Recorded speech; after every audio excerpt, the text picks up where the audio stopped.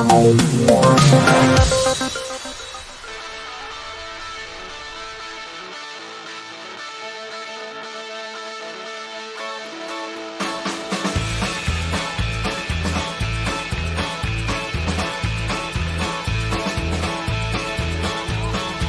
am I doing here all alone? I got things that I gotta do.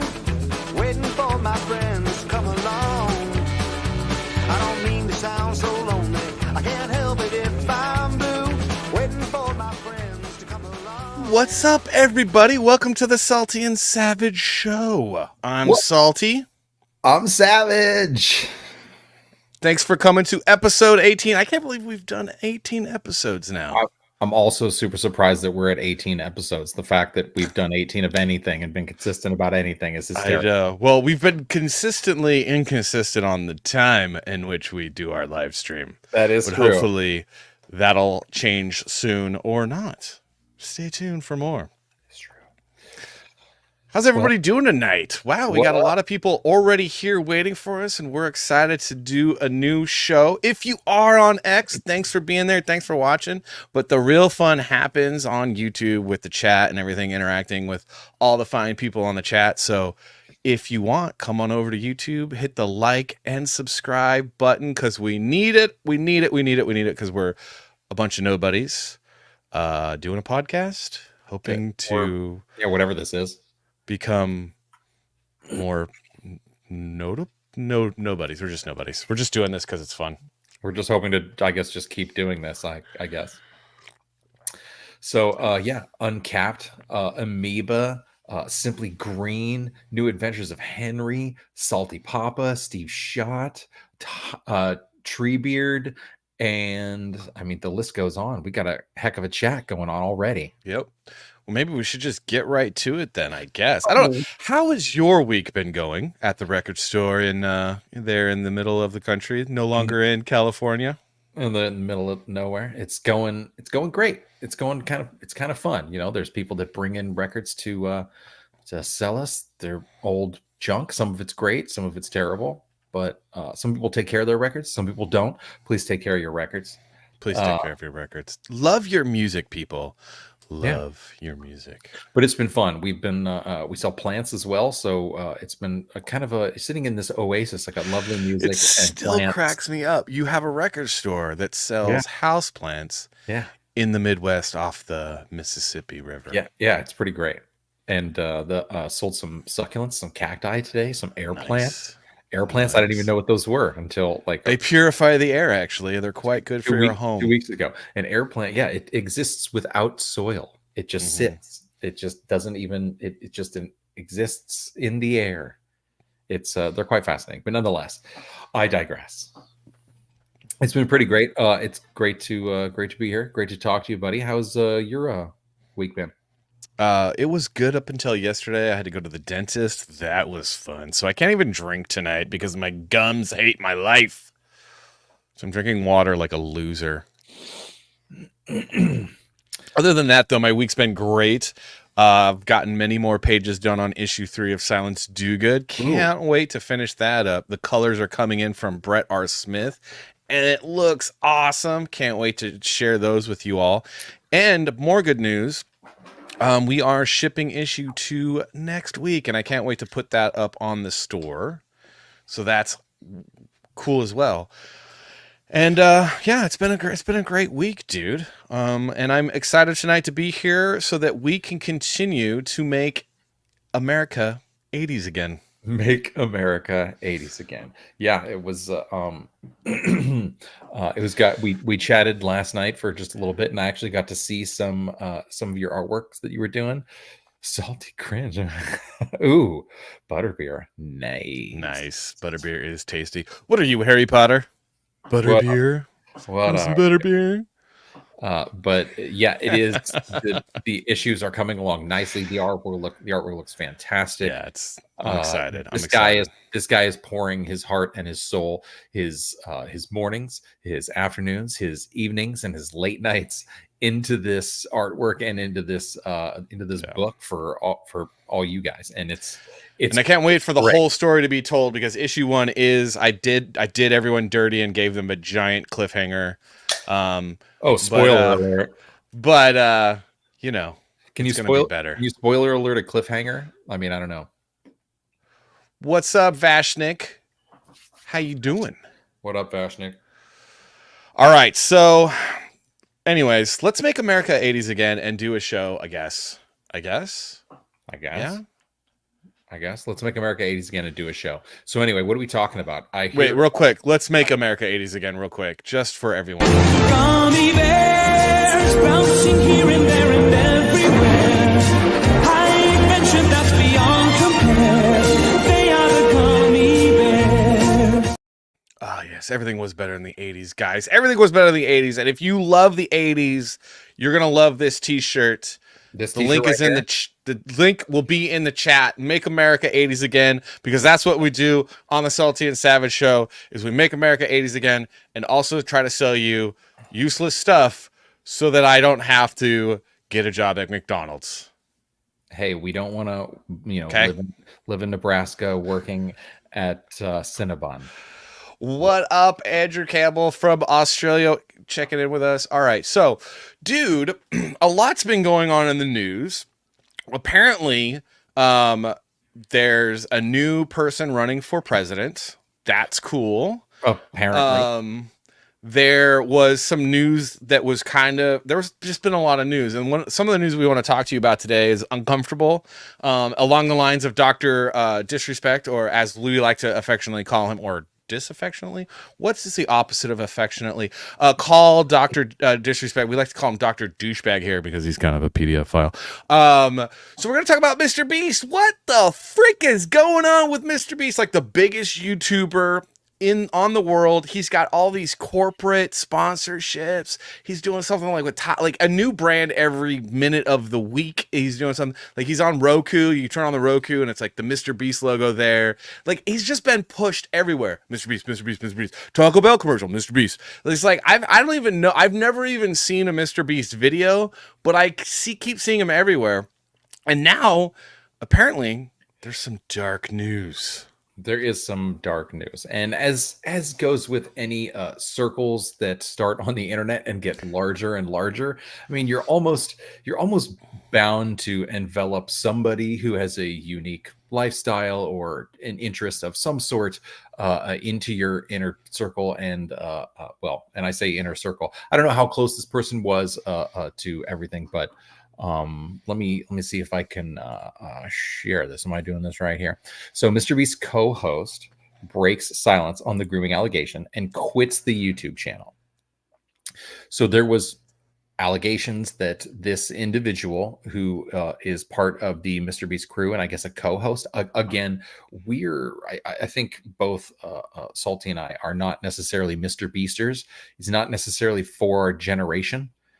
I understand that he's extremely huge. I don't know why, but I do understand that once you get to a certain point that you can start giving away Lambos and sacks of money and stuff like that, you're going to get even bigger real quick. So I mean, I remember hearing about how like he went to like Africa or something and just paid for people to get cataract surgery or some kind of surgery for their eyes so they could see better and stuff. Yeah. And people were like, oh, and like they were talking crap. And I was like, wait a second, hold on. How is this bad? How is this bad? How do you spin this bad? Like, how is that bad? It seemed like a pretty nice thing to do. And I think it's always good to I want to be rich. I mean, I already am kind of rich. I mean, but you know, I want to be more rich. So give me all your money, please. Because I want to do good things with my money as well. And then also stick it in my ears and go and do that. So I never had a problem with it. But this is so one of the co-hosts. And again, I don't know how close. I don't know if this person is in all of the videos. I've only seen a few videos over the years, and they were usually making one of the other people in the group, some younger guy, do something super awkward for a giant pile of money. And it was like, wait a minute. So you're just giving, but this guy's already in the crew though, and you're just giving him more money. But then it got to the point where he was giving other people money and random people money, and that's when you blow up immediately, because everybody wants to see that kind of stuff. But this individual who is one of Mr. Beast's YouTube co-hosts, Ava Chris Tyson, announced that they're quitting the popular channel after allegations of grooming a minor. Tyson, 28, was recently accused of sending inappropriate messages when she was 20 to a then 13-year-old. All right, so all of these messages, this individual came out and said, Ava Chris Tyson said, I'd like to apologize for any of my past behavior or comments. If it hurt or offended anyone, wasn't my intent. With the recent events, we've mutually decided it's best that I permanently step away from all things Mr. Beast and social media to focus on my family and mental health. I mean, mental health sounds like a great thing to start with. And follow-up tweets, blah, blah, blah. You know what else is a great thing to start with? You know what else is a great thing to start with? Not inappropriately messaging children. Talking to people who are maybe like... I'm just saying. At least close to your age? Maybe. Okay. Yeah, so, you know. But here's the one of the interesting twists. Oh, real quick though, we got Roma Nation in the house. What up, Roma Nation, dude? I want to make sure we shout him out because he's an awesome guy. Yeah. He's got a like a news YouTube where he's like an independent thinking kind of guy. He's got his own take on stuff. And what I love about him is, well, I agree with him on a lot of stuff, and I always like people I agree with stuff on. But I also like the fact that, like, when you disagree with Roma Nation, he's not a jerk. He's just like, yeah, I don't agree with you. Oh, really? And that's the kind of people I like to hang out with. I like to hang out with people that, like, when we, like, I want to disagree because I love to debate, and I love to, like, you and I debate all the time when we disagree, but, like, disagree well. So people like Roma Nation are always welcome to hang out with us. And if you guys haven't checked out his YouTube channel yet, you really should, because it's good stuff, man. Anyway, so the individual that this person, Tyson, was contacting, who is now 20 years old, says that Ava never did anything wrong and just made a few edgy jokes. Now, the story that I read yesterday said that Ava did make a couple, in the statement that they made then, they did make a couple inappropriate comments and a few edgy jokes. So now it's kind of being minimized to just a few edgy jokes. And this person says they were never exploited or taken advantage of.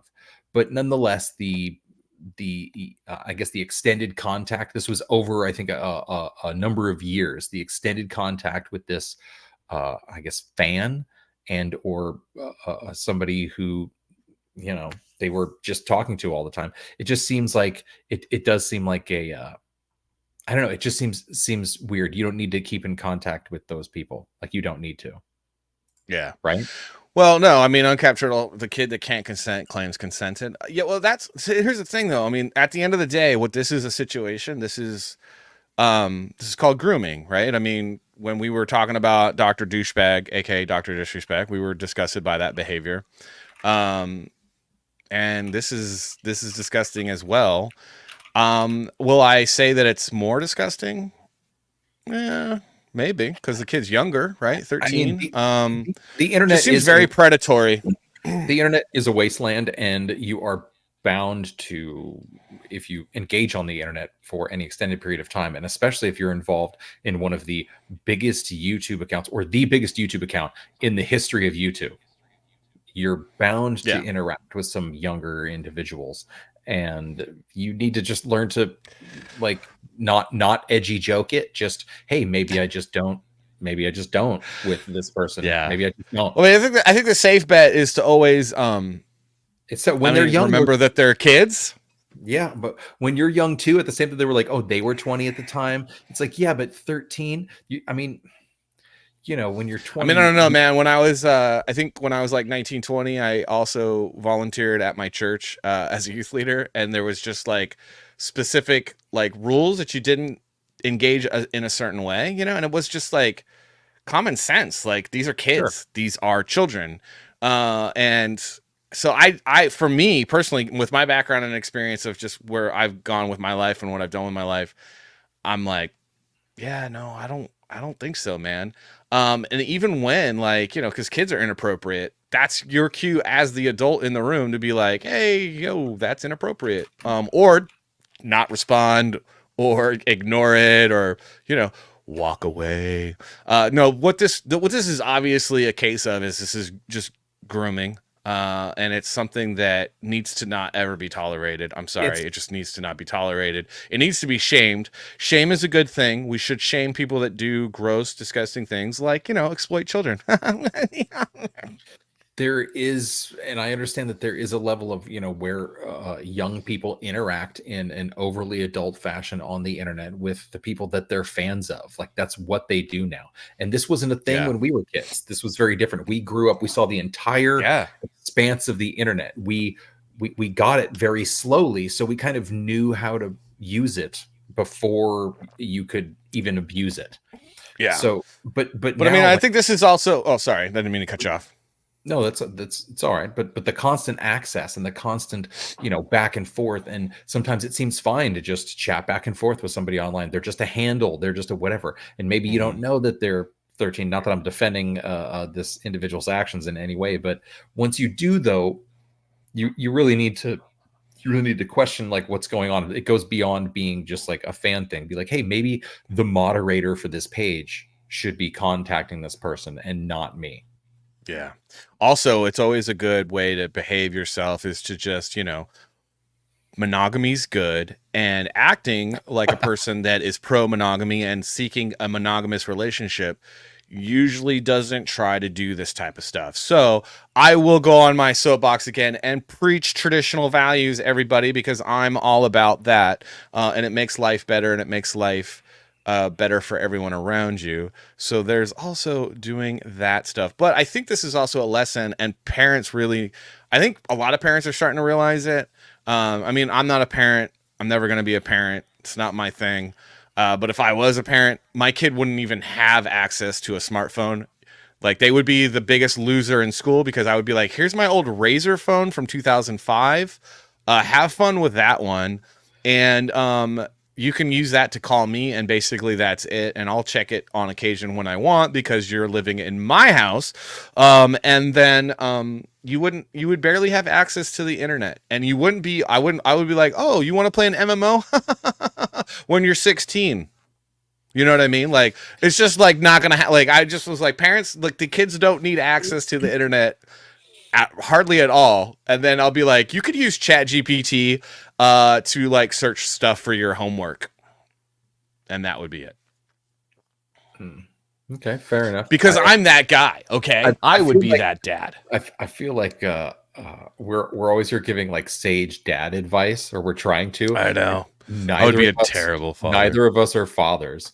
And terrible father. And I agree. I would probably be a terrible father. No, I would be a really good dad. I'm an awesome uncle, but I think I'd be a bad father. I'm the best uncle, and I also make great steaks.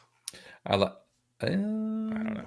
Anyway, I don't want to talk about PDF files anymore, because it makes me sick to my stomach, but we wanted to get that out of the way. And also, like, let's be honest, we're going to make a short video of this. Mr. Beast is clickbait, and we're trying to get more views. Help us get more views by sharing, liking, and subscribing. Okay, thanks. Bye. Yeah, okay. Yeah. So, who's Mr. Beast again? Exactly. I genuinely there was a time about 2 years ago or something that I went, wait, who's Mr. Beast? I feel like I've heard his name, and then I don't care. I mean, and scene. I mean, I don't. I really don't. He doesn't care. He doesn't care, folks. So what's going on? What's up with the you do great steaks, by the way. It's true. Salty Papa was chiming in. Oh, hey. Microphone. Hey, did my hair get on your microphone? Sorry, I think it might have been one of mine. I know it's not yours. Well, because my beard's fake. I paste it on. Oh, no, not the beard. The beard's all right. What are we talking about? All right. So we got Joker 2 trailer to watch. Do we want to watch that first and then do our top 5?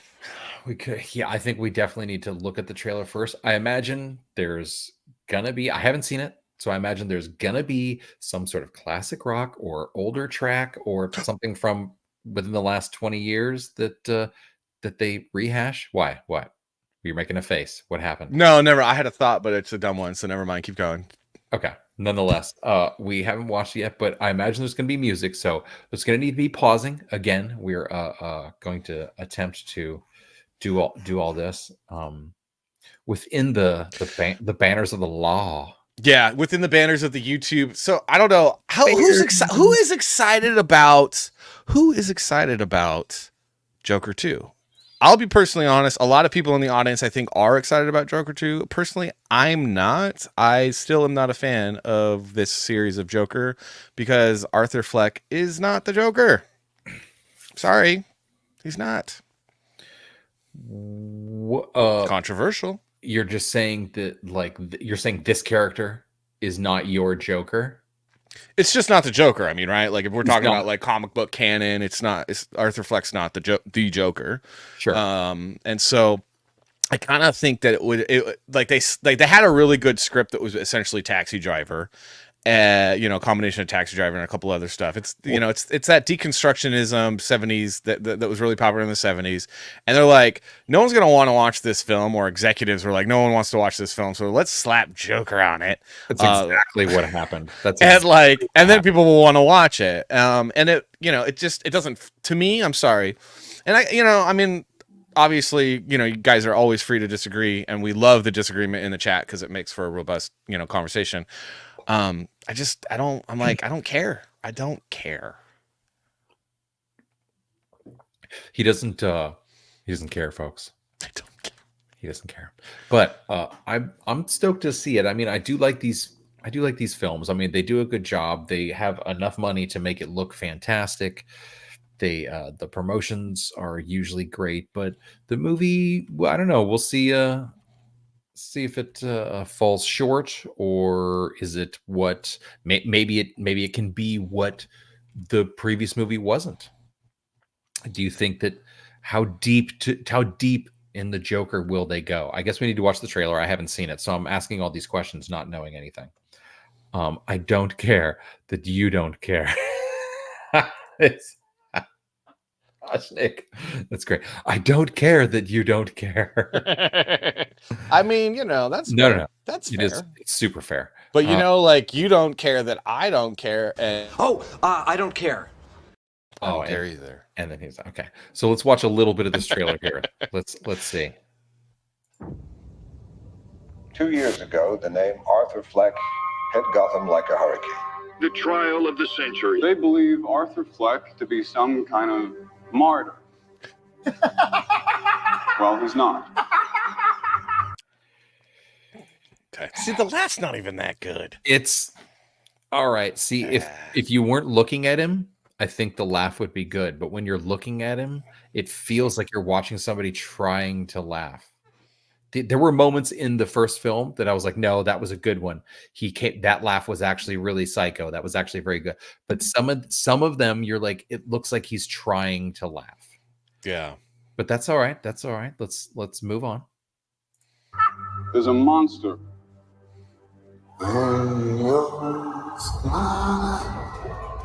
Oh, when you're smiling. See, I knew it'd be something. Oh, didn't they already play this song in the first trailer? They went older. They went older than I was expecting.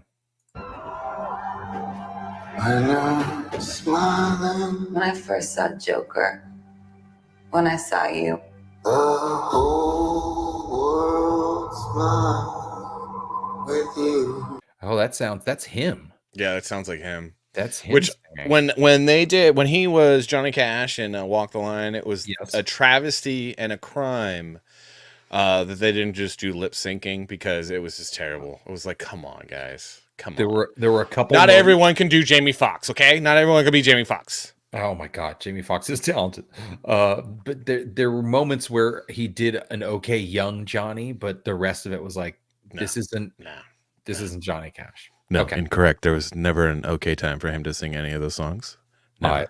I apologize, and I regret my decision to speak up in that moment. For once in my life, I didn't feel so alone anymore. Oh, Lady Gregorio's in this. She's lovely. She was in that Italian movie about the hand purses or something? Versace? Very nice. Look at this shot is great, though. Look at this shot with think of everything that went into this shot, and she had to break the window.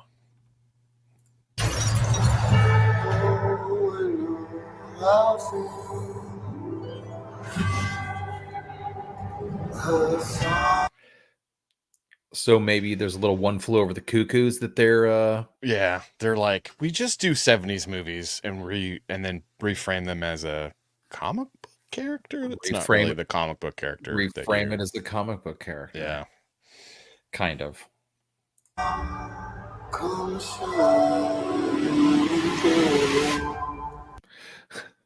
That's the moment that Lady Gaga was like, man, I miss Bradley Cooper. What?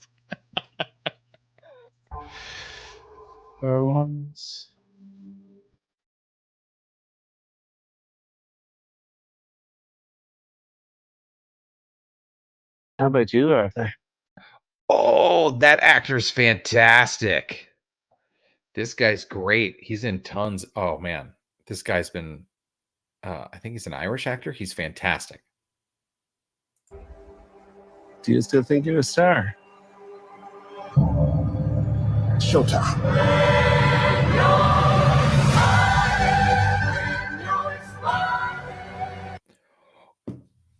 Oh, can we show the finger? We can show the finger, right? I think We so. can't. We can't say PDF file, but we can show the finger. It's like, come on. All right, here we go. The whole world smiles with you. You can do anything you want. Is he running for mayor as well? I know, right? Well, I don't even know what's going on. I just have no desire to see this film. Like none, absolutely none. I don't. Oh my god! Am I the only one? I guess Hold I on. just have terrible. Look how perfectly brand new and contrived this shelf with the cage around it is for this film. It's so crisp. It's so, they're like, oh, it's brand new. This is a brand new Panasonic 12-inch Trinitron. You're Joker.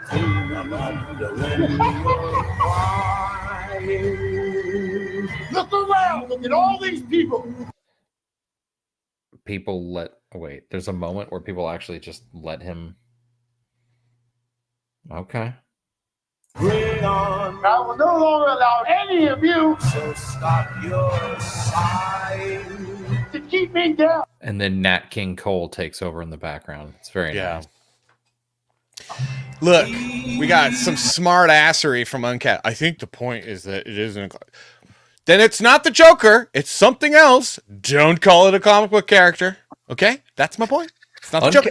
Uncapped does have valid points. It's. I don't know. I don't know if I agree with that one. I'm just saying. I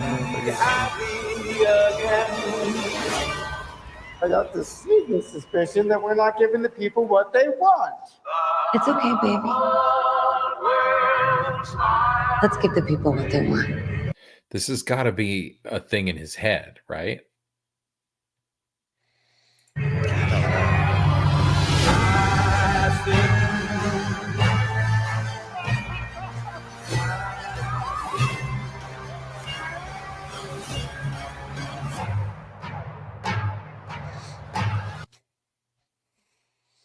Oh, So when does Batman show up? the same dance he did down the steps in the first one. He's like, oh my god, people love that dance. In fact, that was the best part of the trailer and the film.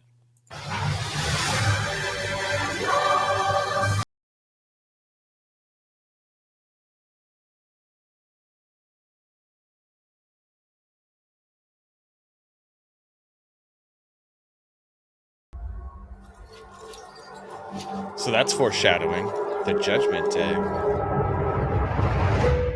The old That was Judy Garland song. okay. Yeah. Get happy. Yeah, I'm familiar. So All right. I don't care what the point is. Yeah, the moment that Batman shows up, this falls apart. Here's the thing: this is a symptom of the cancer that is in Hollywood right now. Because anytime you have a movie that is, I'm sorry, I'm old school. I like good versus bad. I like my movies to like leave me with a sense of either laughter, joy, or feeling good. And so when I see this just seems like a sadistic, sick celebration of demonic and evil that I just have no interest in seeing. I'm sorry, I'm not the biggest like. I'm not like, I don't watch horror movies. I don't, and this I'm just like, I don't care, man. There needs to be a good guy that comes along and stops this evil bastard. But they're glorifying and celebrating chaos, anarchy, and murder. And I'm like, whoever's making this is kind of sick. I'm sorry. I don't know. I mean, some people might make the exact same. No, I don't think he's the hero. I just explained to you. Some people might make the argument that he's draining the swamp, that he's the chaos being thrown into the society, something that needed to be done. But then again, if you're just watching it as like, you know, somebody who enjoys film and somebody who knows the comics and whatnot, you're like, oh, well, this is a remake of this with some of this in it. And they had to make it the Joker because the studio wouldn't do it unless it was a comic book. So yeah, that's what this is. I don't need to see it, which is a 100% valid criticism of almost anything that comes out right now. Yo, what up, T-Bone? Glad you're here and you finally made it. Yo, it's good to see you, bro. It's good to see you. All right, so I like that's a movie I'm not excited about. You know what I am excited about seeing? I'm really excited about.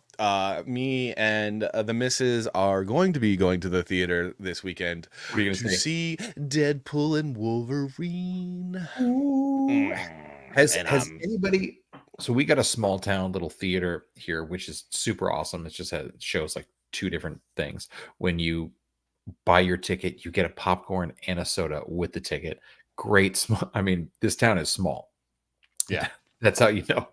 So, has anybody seen Twisters? Everyone's talking about Twisters right now. And just because a few days ago, we rewatched Twister we got back with good old Bill and Helen Hunt. And it was a doozy. It was a pretty bad movie. We looked back on it. It was like, okay, it's pretty bad. But at the same time, it was such a product of the time. And I'm curious about if anybody has seen Twisters yet, because I've heard that because there aren't a lot of big movies that are being put out right now. And everyone's kind of just like, look, Twisters is it's kind of all right. It's not bad. And this guy who's almost a nobody, who they put as a lead, maybe the next new guy. I have no desire to see that one either. I want to see Deadpool Wolverine. That's all I care about is I want to see Deadpool Wolverine. However, since we're talking about the Joker. Yes. Since we're talking about the Joker, there are, that's a good time to,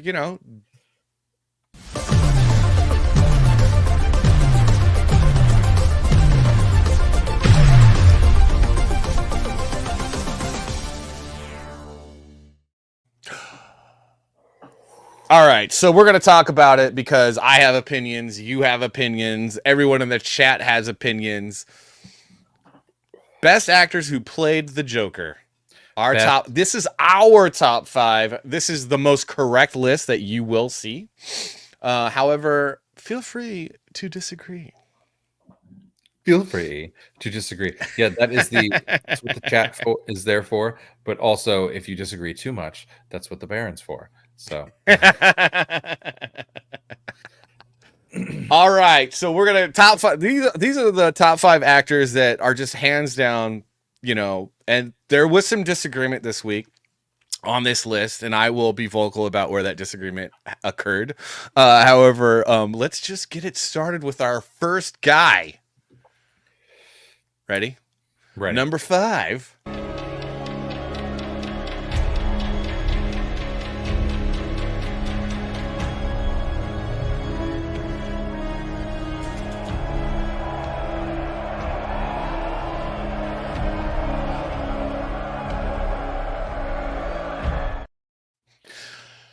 I did not want to put him on the list, but Savage had a very compelling argument. It is a really good performance by Joaquin Phoenix. He does embody the sadistic nature of and evil nature of the Joker.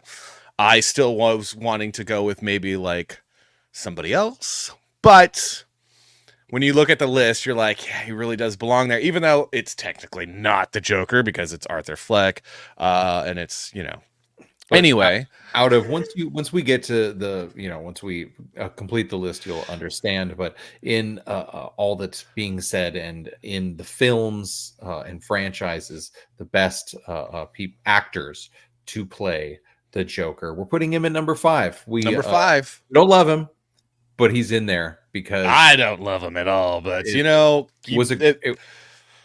the art. You got to respect the art a little bit. You got to respect that a little bit. Anyway. All right. Number 4. Oh, how delicious it is! The Joker outwits Batman and steals the fabulous jewel collection right out from under his nose! Oh, my playful pilfering pals! Oh my gosh. I love growing up watching these on reruns coming home from school. I love the fact that Cesar Romero never shaved his mustache. He's like, I'm not shaving my mustache for this silly role that I'm playing.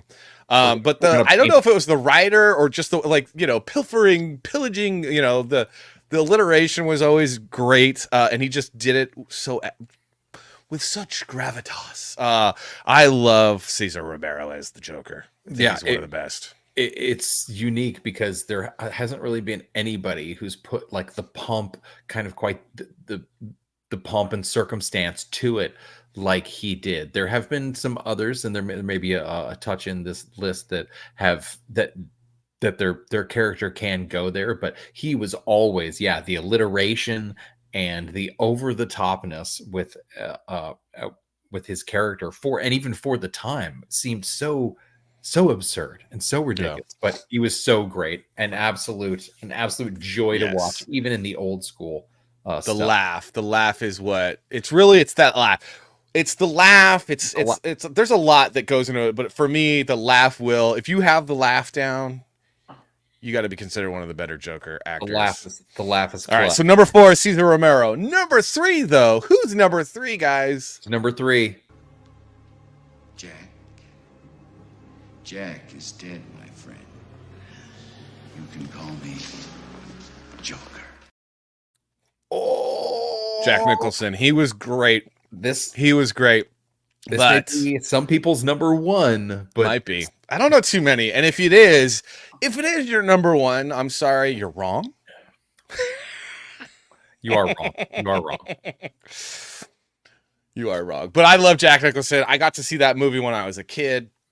I think it was the first PG-13 movie that my parents let me go see, that they knew about, because there was other PG-13 movies that I was allowed to see that they didn't know about, because your sister, she let me see bad movies. Shame. But all right.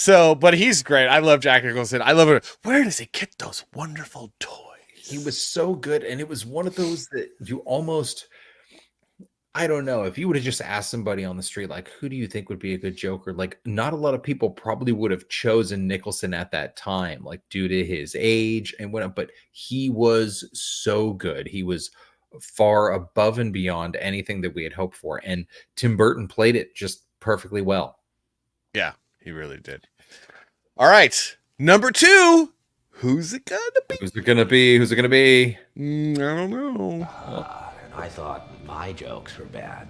Give me one reason why I shouldn't have my boy here pull your head off. How about a magic trick? I'm gonna make this pencil disappear. Ta-da! It's gone. This is one of the greatest scenes ever. It is so good. So the Heath Ledger's performance is the darkest version that we've ever seen. I think it's darker than Joker with Joaquin Phoenix, but just brilliant. I mean, I honestly think that it might have been the role that could have actually killed him, because he just embodied the sadistic, evil nature of the Joker in such a dark way that was probably on the level of The Killing Joke, which is one of my favorite comic books, but is super dark. Ooh, yeah. Super, super dark. Great performance. Didn't make the number 1 because the laugh was good. The laugh gave you, you know, made you feel very, very uncomfortable, but it still wasn't as good as our number one. It wasn't number one. And number one.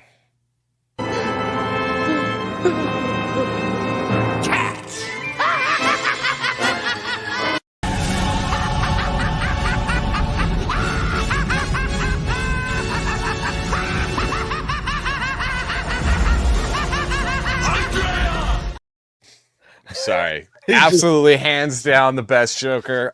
Love Mark Hamill. Can't stand the guy's politics. He annoys the heck out of me. I never want to read his Twitter page. I will never obsess about him like other people that are on YouTube who are actually really creepily obsessed with him, even though they claim to not like him. Total D-bag. But the art is what matters at the Salty and Savage show, and him as the Joker is just so good, man. Man, he's fantastic. And yeah, you can't necessarily, you know, if you don't agree with somebody, like, why are you following their Twitter page and their politics? Yeah. Oh, well, they are one of my favorite characters ever. It's like, well, then maybe separate the art from the actor. Like, then maybe separate the art from the actor. But he's man, so talented. I feel like Michael Emerson. So I wanted Michael Emerson for the 5 spot. Savage had a compelling argument, and then I was like, do we have 2 animated guys on there? I don't know. We had 2 animated guys on the Batman one, you know, so Michael Emerson is an honorable mention, man, because his portrayal in the animated The Dark Knight is super dark and really good, like really good. And he's an amazing actor. I was a big fan of Lost, so I'm quite familiar with his ability to be creepy and haunting, and the extremes. He's really a good actor, and so I can. He's a fantastic actor. It's a good argument. I loved him in Fallout. He played a really interesting character. I wish that we could have got to see more of him. Hopefully, we get to see like some flashbacks of him, his character in Fallout season 2. I haven't watched Fallout. I'm gonna have to crush through Fallout so that we can watch Fallout season 2 and make it a thing. Yeah, because Fallout season 1 did not disappoint, and I'm looking forward to New Vegas and Fallout season 2. That's gonna be super awesome. So that is our top 5 of the week. But you know what, guys? It's a special week this week. Oh, isn't it though? What do we got? I don't know. Is it? What do we have? Well, you know what that was. Well, we need to complete it out. That was our top 5, folks. That will.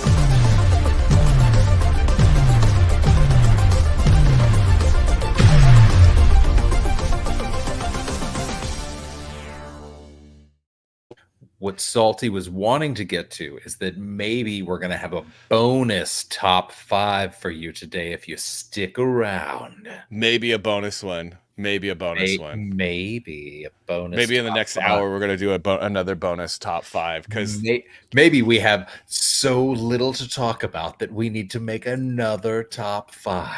I mean, it's not that you don't have little to talk about. It's like, you know, when you try to plan stuff, it's almost better when you just chat it out, right? Right. But exactly. We do need material because, Lord, the chat needs. They must be fed. Oh, my dear Lord. You do not want the chat coming after you. Oh, okay. So moving on from the Joker, which is, I just think it's going to be disappointing. There's other news. There's other Deadpool news, man. Do you want to talk about Deadpool news? Who's excited about all the Deadpool news? Deadpool's great. There's all sorts of stuff that's coming out about how, like... Did you hear about the Xbox controllers? The Xbox controllers? Oh, yes. The Xbox controllers. Where are those? I think I may actually have them somewhere. Oh my gosh. The Quiet Part podcast says a compelling top 1 argument for the Joker is comparison if you're going maniacal. Yikes. That's pretty funny though. I thought I had. Did you not have? You know what? Okay, so while you're looking for that, I did want to talk about something real quick. So I kind of figured out who was really behind writing the Acolyte. So we talked about the Acolyte last week. We closed out the episode 8 talking about how bad that was. We talked about why it was so bad. But I learned that there was a person in the writer's room that was really helping with the writing of the Acolyte, and I think it was this person. One of the best ways to drain people's energy nowadays is via the internet. This woman is an astrophysicist. Actually, this is not how space works. Read a book. These are all different accounts that I have set up. I mean, I'm convinced so good that Colin was part of the writing team for Acolyte, and we were all just being drained of our essence by an energy vampire. Because what else? How else do you explain how bad the writing was on that? Oh my gosh. Well, I mean, we tried to explain it, I think. Fashnik asks, who's that fruitcake? I'm sorry, do you not know one of the characters from one of the funniest shows of the 2020s? The energy you get this way isn't quite as pure, but if you do enough of it, it'll fill you up. Shanghai. All right, so if you guys haven't seen What We Do in Darkness, I'm sorry that joke falls flat. But this character plays an energy vampire who will sit there and be the most obnoxious human being on the face of the earth. We've all dealt with that person online and in real life. They're usually the neckbeard or the person that really, really needs to go touch grass. And he does that because your annoyance feeds him energy. You're like spending so much time being so annoyed that he feeds off of that energy. And they're called energy vampires. And it's quite hilarious because that is really, I think that Disney is filled with energy vampires, and that is what is occurring right now, is that we are all spending so much time being annoyed at what they're making, and they're just feeding off of us like vampires. Like a vampire. Like a vampire. This is not the gospel, but he is right. I tell you what, it's like vampire. It's vampire energy, vampire. But I want to hear about these Xbox controllers, dude. Okay, so we want to hear about some Xbox controllers. Wow. Okay. Speaking of being a neckbeard. Speaking of being a neckbeard. He's just a comedic character. What? Designed by Deadpool XOXO. So these are possibly, definitely not going to really. Can you please click on that picture of these Xbox controllers just so we can see that bigger? I don't even know if it's going to let me. Here, we're just going to do this. So this is obviously a marketing joke because there's, first off, where are the buttons? They're supposed to, I wish I had a pointer on, I wish StreamYard let me do a pointer so I could, because I'm using the mouse to point at the buttocks, where there's supposed to be the extra buttons. As any true gamer and like gamers, yeah, they're supposed to be the buttons for the controller. You're supposed to, so you have the shoulder buttons, right? But you have these buttons down here. No, but look, these shoulder. No.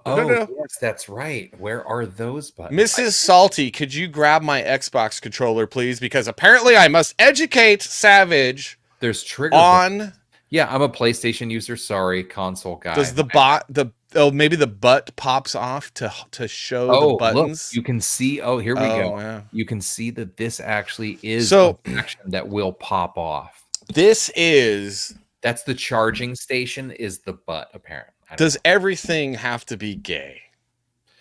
Okay, this is acceptable though because it's Deadpool and it's hilarious. And if you've ever watched a Deadpool movie, you know that things get a little. Okay, first off, if you guys want to start this, I'm going to tell you something. Be a man, get a PS5. No. I am not a console peasant. PC master race. Okay. And the Xbox controller is the best controller. It is such the best controller that PlayStation was like, yeah, we're going to go ahead and copy the design of the greatest controller of all time, which is the Xbox controller. Where are the other right buttons? there? Oh, right there. Oh, yeah. Okay. So you got this, and then you got these right here. All right. See those bad boys? The buttocks clearly. So the buttocks probably pops off, which... I mean, it's super gay, but also hilarious and awesome at the same time. Because who doesn't want to grab Deadpool or Wolverine's butt? I mean, I don't think anyone in the chat will argue. And yeah, that's right. PC for the win. all day long PC with your little sad console peasants going Xbox, PlayStation. And I just sit back and laugh and go, better graphics, better everything. Isn't Xbox basically a PC? I mean, come on. No. Isn't it? Okay. No, it's not. It's inferior. Like an Xbox is essentially Canada and the PC is America. Okay. That is the comparison right there. Mouse and keyboard for the win. Yeah, the best part is that you do both, but it depends on the game because some games play better with the controller, like Elder Scrolls and Elder Scrolls Online, and other games play better with mouse and keyboard. But see, when you have a PC, you have the choice. So, but this is the greatest controller ever designed. The PlayStation controller is so bad they had to redesign it to copy the Xbox controller. Because they knew. But I'm excited about this. I might actually get one just because it's funny and hilarious and kind of gay. You definitely get. You got to have both of them because they're both awesome. Yeah, I like how Wolverine has pockets and Deadpool does not. Yeah, right. Yeah. So maybe should that be a top 5? Everybody, is that we do the best comic book costumes of all time for Wolverine. I think so. I think we better had. We could do that one. Yeah, we talked about that. Then we talked about that once before when we were talking about his yellow outfit. Oh, do you really? Oh, so Uncap saying you have to win a sweepstakes for him. Is that what the article says? You want to read a little bit about the article? Oh man, I didn't see that far into it. Hold on. It says, okay, Bob, we heard in anticipation, coming theaters, released Deadpool wireless controller. Fans around the globe clamored on a controller. Microsoft said in a blog post. Let's see. Competition. Team went straight for the production of Wolverine inspired wireless control.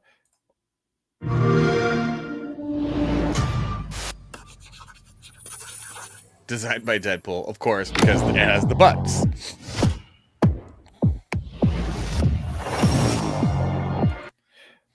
I love that it's like the suit, right? I'm hoping it's like rubber, so like it would be a really nice controller if it has that rubber grip.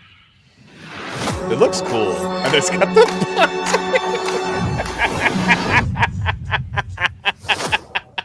Oh, that's awesome, man! Oh my gosh, that's awesome. Repost the. Okay, so what did that say? Can you go back real quick? And I wasn't able to read it. I can't read it. I gotta repost the official Xbox sweepstakes post on for a chance to win. That's lame. Just sell it to me, you jerk. They would make so much money if they just sold it. Is that interesting that Microsoft is doing the sweepstakes on X? It is a little bit interesting, yeah. Huh. The charging port, you can see the charging port right above the crack, dude. Like if you just follow the crack all the way up, you can see the charging port. Your charging port's right above your crack.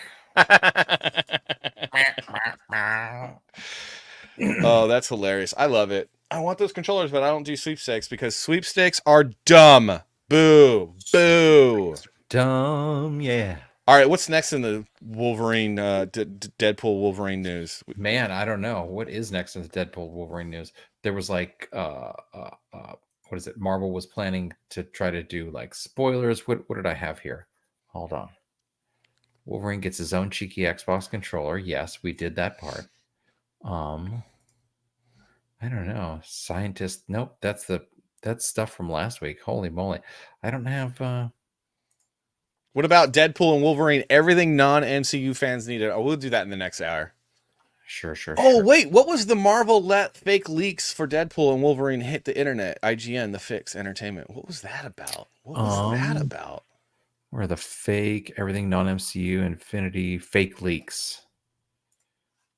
Hold on. Let me bring that over here. What were the fake leaks? Did we see any of the, did we show any of the fake leaks? So Marvel let fake leaks.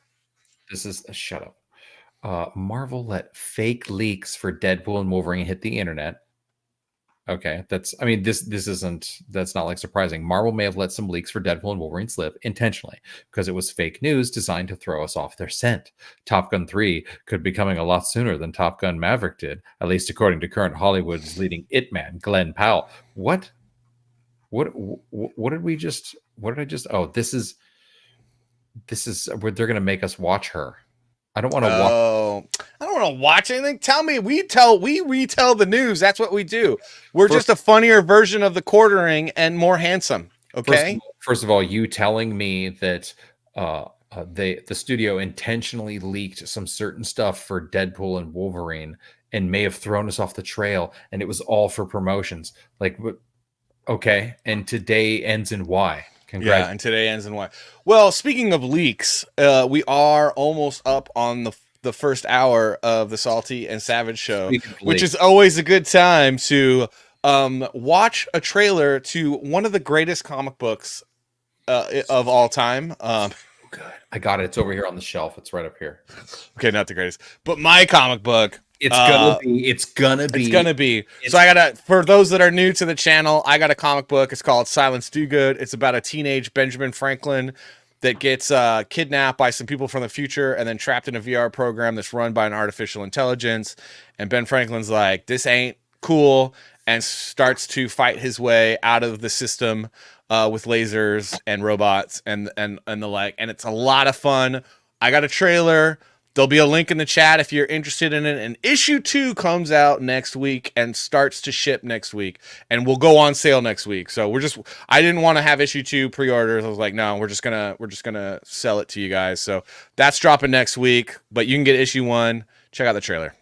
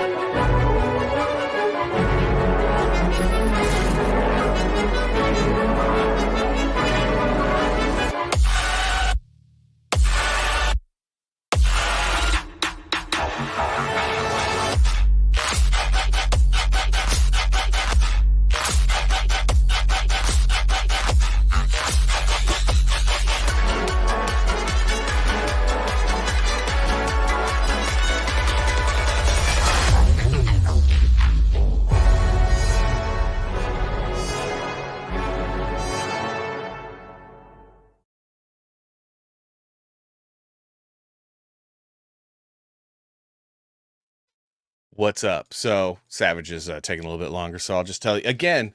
That's my comic book. Ooh, you know what? Do you guys want to? No. Well, I mean, I could show you pages while we wait for Savage. I don't even have it pulled up, and I should. Good Lord, what is wrong with me?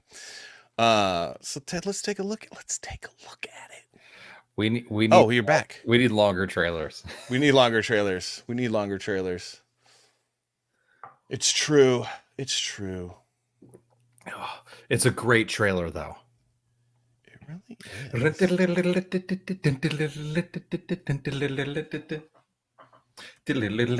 Hold on, I got an open door situation. Don't have the door open. You just get up.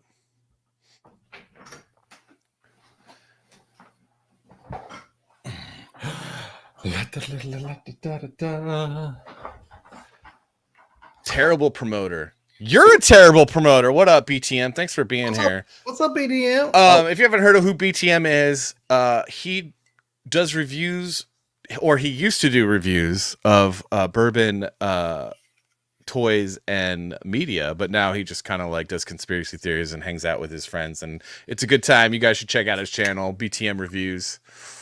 Good. I hate pre-ordering. You won't have to for issues 2 or 3, guys. Nope, you will not.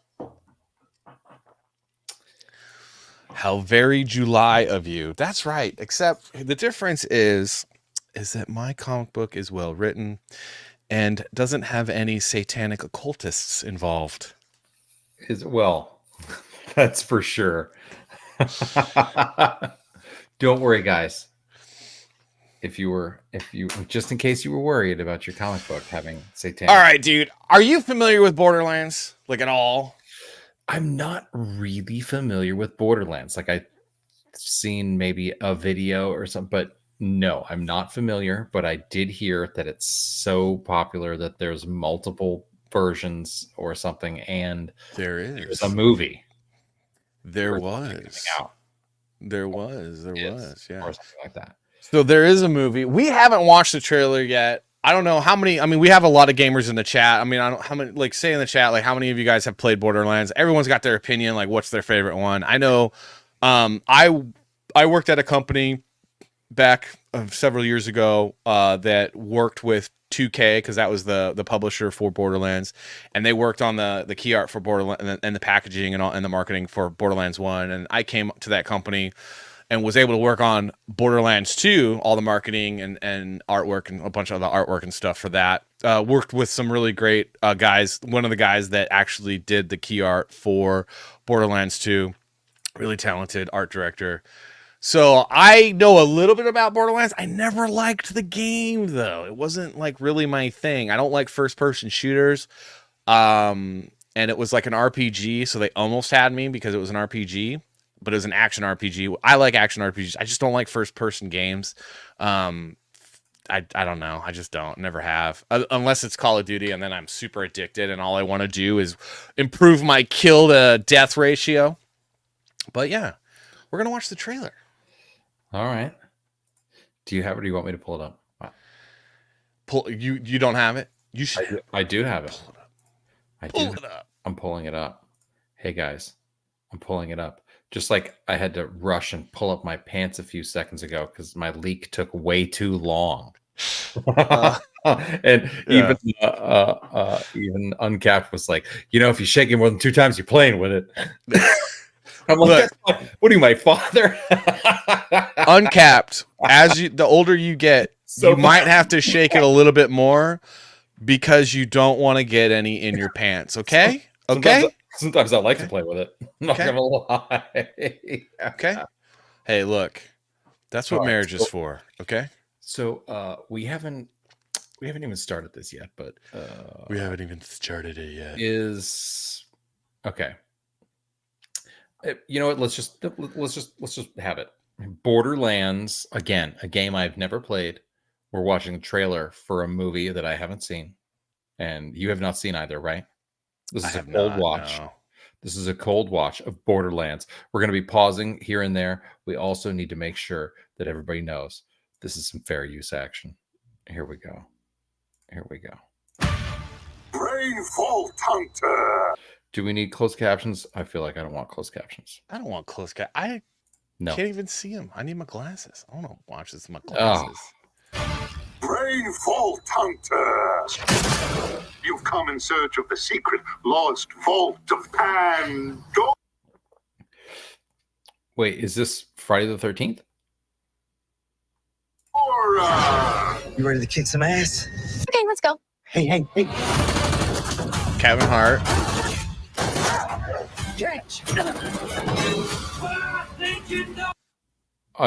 Okay. Yo, what up, Dr. Till? How you doing, man? Thanks for coming and hanging out. If you guys don't know, Dr. Till has a YouTube channel where he talks a lot of crap about crappy people and also entertains you. You should check it out. It's Ministry of Dude. It's a good time. It's a good time. Thanks for hanging out, bro. What up, Dr. Till? Appreciate it. All right, so we're 20 seconds into this trailer, and I have absolutely no idea what the hell is going on. No idea. If the legends were true, I'm the only one. My first thought is, I feel like Cate Blanchet and Jamie Lee Curtis are too old for this movie.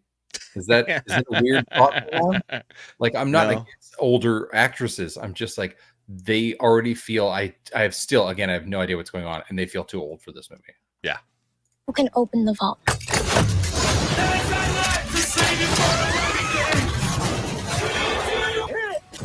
What are you doing? Oh, I feel like they're like, so Guardians of the Galaxy was really successful. And Dune was really successful. And Dune apparently, no, I don't know if Dune has anything to do with it. And the Jungle, what was the one with The Rock and Kevin Hart? Jumanji. And so what do we do that kind of thing but with Borderlands. Yeah, well, they also did that Vegas movie where it was like crazy chaos and guns and fighting and zombies and apocalypse and all this stuff. I feel like this is just a combination of all of those movies that have happened over the last like 5 years, where they cobbled together a bunch of semi-celebrities and some actually big names, but then put them on green screens, and some of them never actually met each other, and then they just had to they just edited together a movie and just like boopity boop. Oh look, and then we'll just fill this in. Oh, and then Kevin Hart's in the same room with her. Congratulations. Oh, let's continue. Feel free to applaud. Oh man, right through his back. That's like when Superman has an orgasm or something. Oh, isn't that a joke in Mallrats? Never mind. Follow me this way. I have a tremendous sense of Glad they have the robot. Tremendous sense of direction. Oh my god. Nobody kills me but me! Here I come!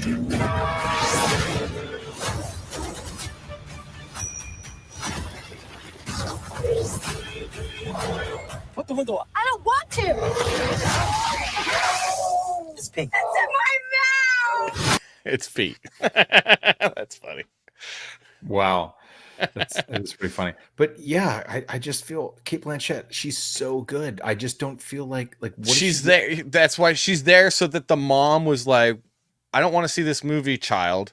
And the child's like, but look, mom. And then she goes, oh, Cate Blanchett is in it. How bad can it be? It's going to be very bad. You get a bullet. You get a bullet. big bullet coming. Wait, Jack Black is in this too, as the voice of the robot? Oh, is that him? God, okay. I love Jack Black, but that feels too much like, oh, well, Kevin Hart and Jack Black work well together. They were in Jumanji. Let's do this. So I was right, as per usual, and called it. So Salty was right. Yeah. As per usual. Shocking. And Jamie Lee Curtis. Reprising her role as the girl from Halloween. How are we gonna get through this? Everybody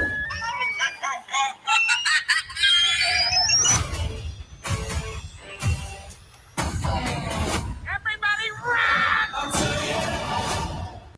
All right. I mean, okay, so I guess I'm going to defer to you and the chat. Is anybody like, oh, so sweet, that looks like they did such a good job, this is exactly what I was looking for? Is that the reaction people are having? I have no cares in the world, because again, I didn't like the video game. I don't play first person shooter games. I couldn't really get into the story. I felt like I played Borderlands 2. I played Borderlands 1. I never played Borderlands 3. I have personal issues with Borderlands 3. They totally stole the idea for the key art from something I did for Duke Nukem that got killed by 2K, and then they took it and reprised it for Borderlands 3, and I was like, you bastards. The biggest issue was definitely what Uncapped brought up, that they changed the background solid from white to black. I mean, come on. Come on, guys. Yeah, no. I mean, it was definitely a fun project to work on. I had a good time working on it.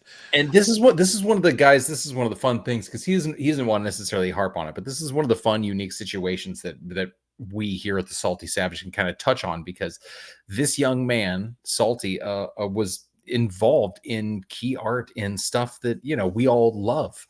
In the Deadpool franchise, in the Borderlands franchise. And as he was saying, he literally made art that for something else, a completely different franchise. What was it? Duke Nukem. And they ended up going, oh, hey, look, this is like a guy who owns a record store going through his records. He's like, oh, look, I have a copy of Led Zeppelin 4. Why don't we just use that? And Led Zeppelin 4 turned out to be the artwork that Salty had done previously. And boom. So Uncapped was saying, how do you like them reusing the Suicide Squad After Effects template text? Well, I think that was, oh my gosh, I didn't even realize. Deadpool did that. That's been an effect. That's been like, that's the thing is like trailer houses now are recycling a lot of stuff because the budgets in Hollywood are getting smaller and smaller and smaller for the marketing and the advertising, and they're squeezing the agencies more and more and more. I know because I have a lot of friends that work in the industry, and like a lot of people are getting laid off, and then as well as working like 13, 16-hour days now. So they're going to recycle a lot, but it is kind of funny because at the same time, it's the executives.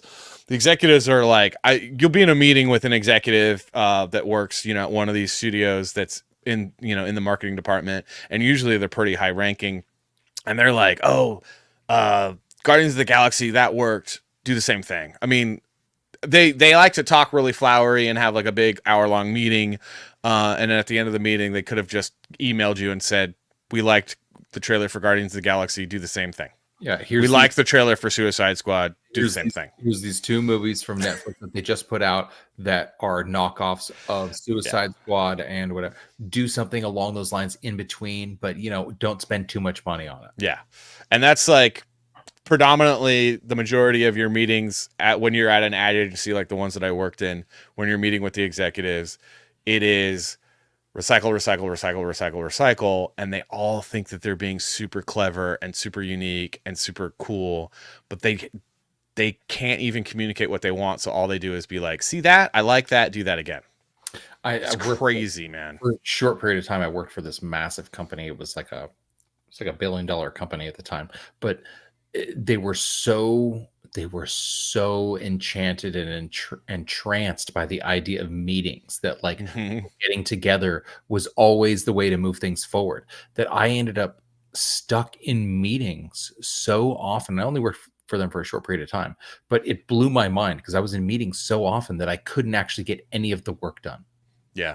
Like you're scheduling meetings to talk about work that talk about more meetings. To talk about another meeting. Well, you know what we should do? We should circle back for this.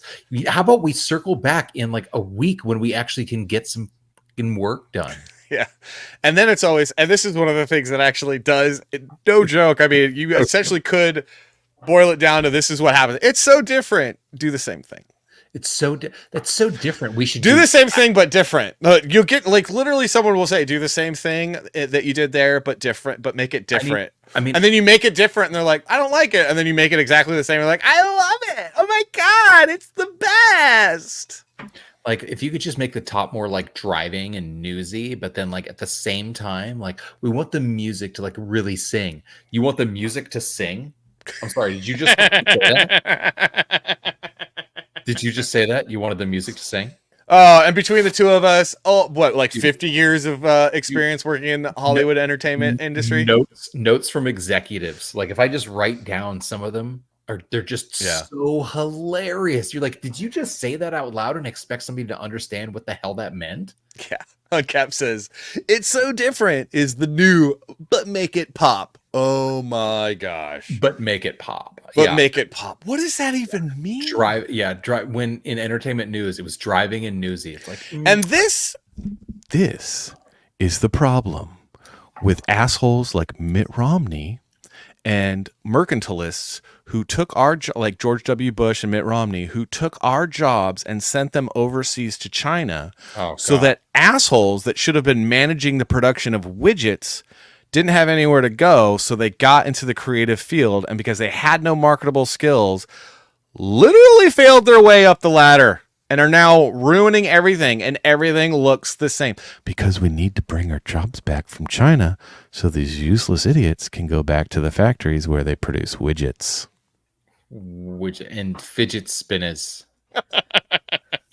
You know what? This guy could be the manager at the fidget spinner factory. I'm just saying, I can't tell you how many times I worked with somebody that had no vision, no ability to communicate anything, and they were at the top making creative decisions, and you were like,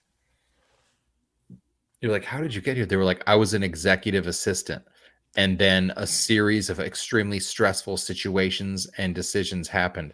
And now deaths. I'm here. Someone had a heart attack. You're like, what? That doesn't even...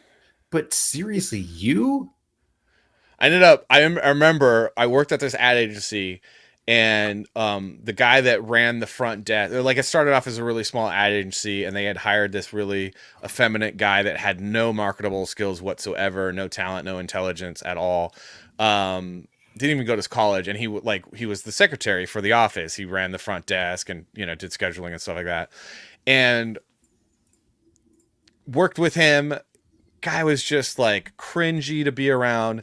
And then 5 years later, I'm like on a phone call with him, and he's the VP at one of the studios, and he's giving me creative direction on a movie poster for the Underworld. And I'm just like, oh my God, ouch, I want to stab myself. And he's like, you know, it's just the photos of Cate Blanchet are not hot enough, so you need to make her hot. I don't care what you do, just make her hot, okay? She needs to be hot.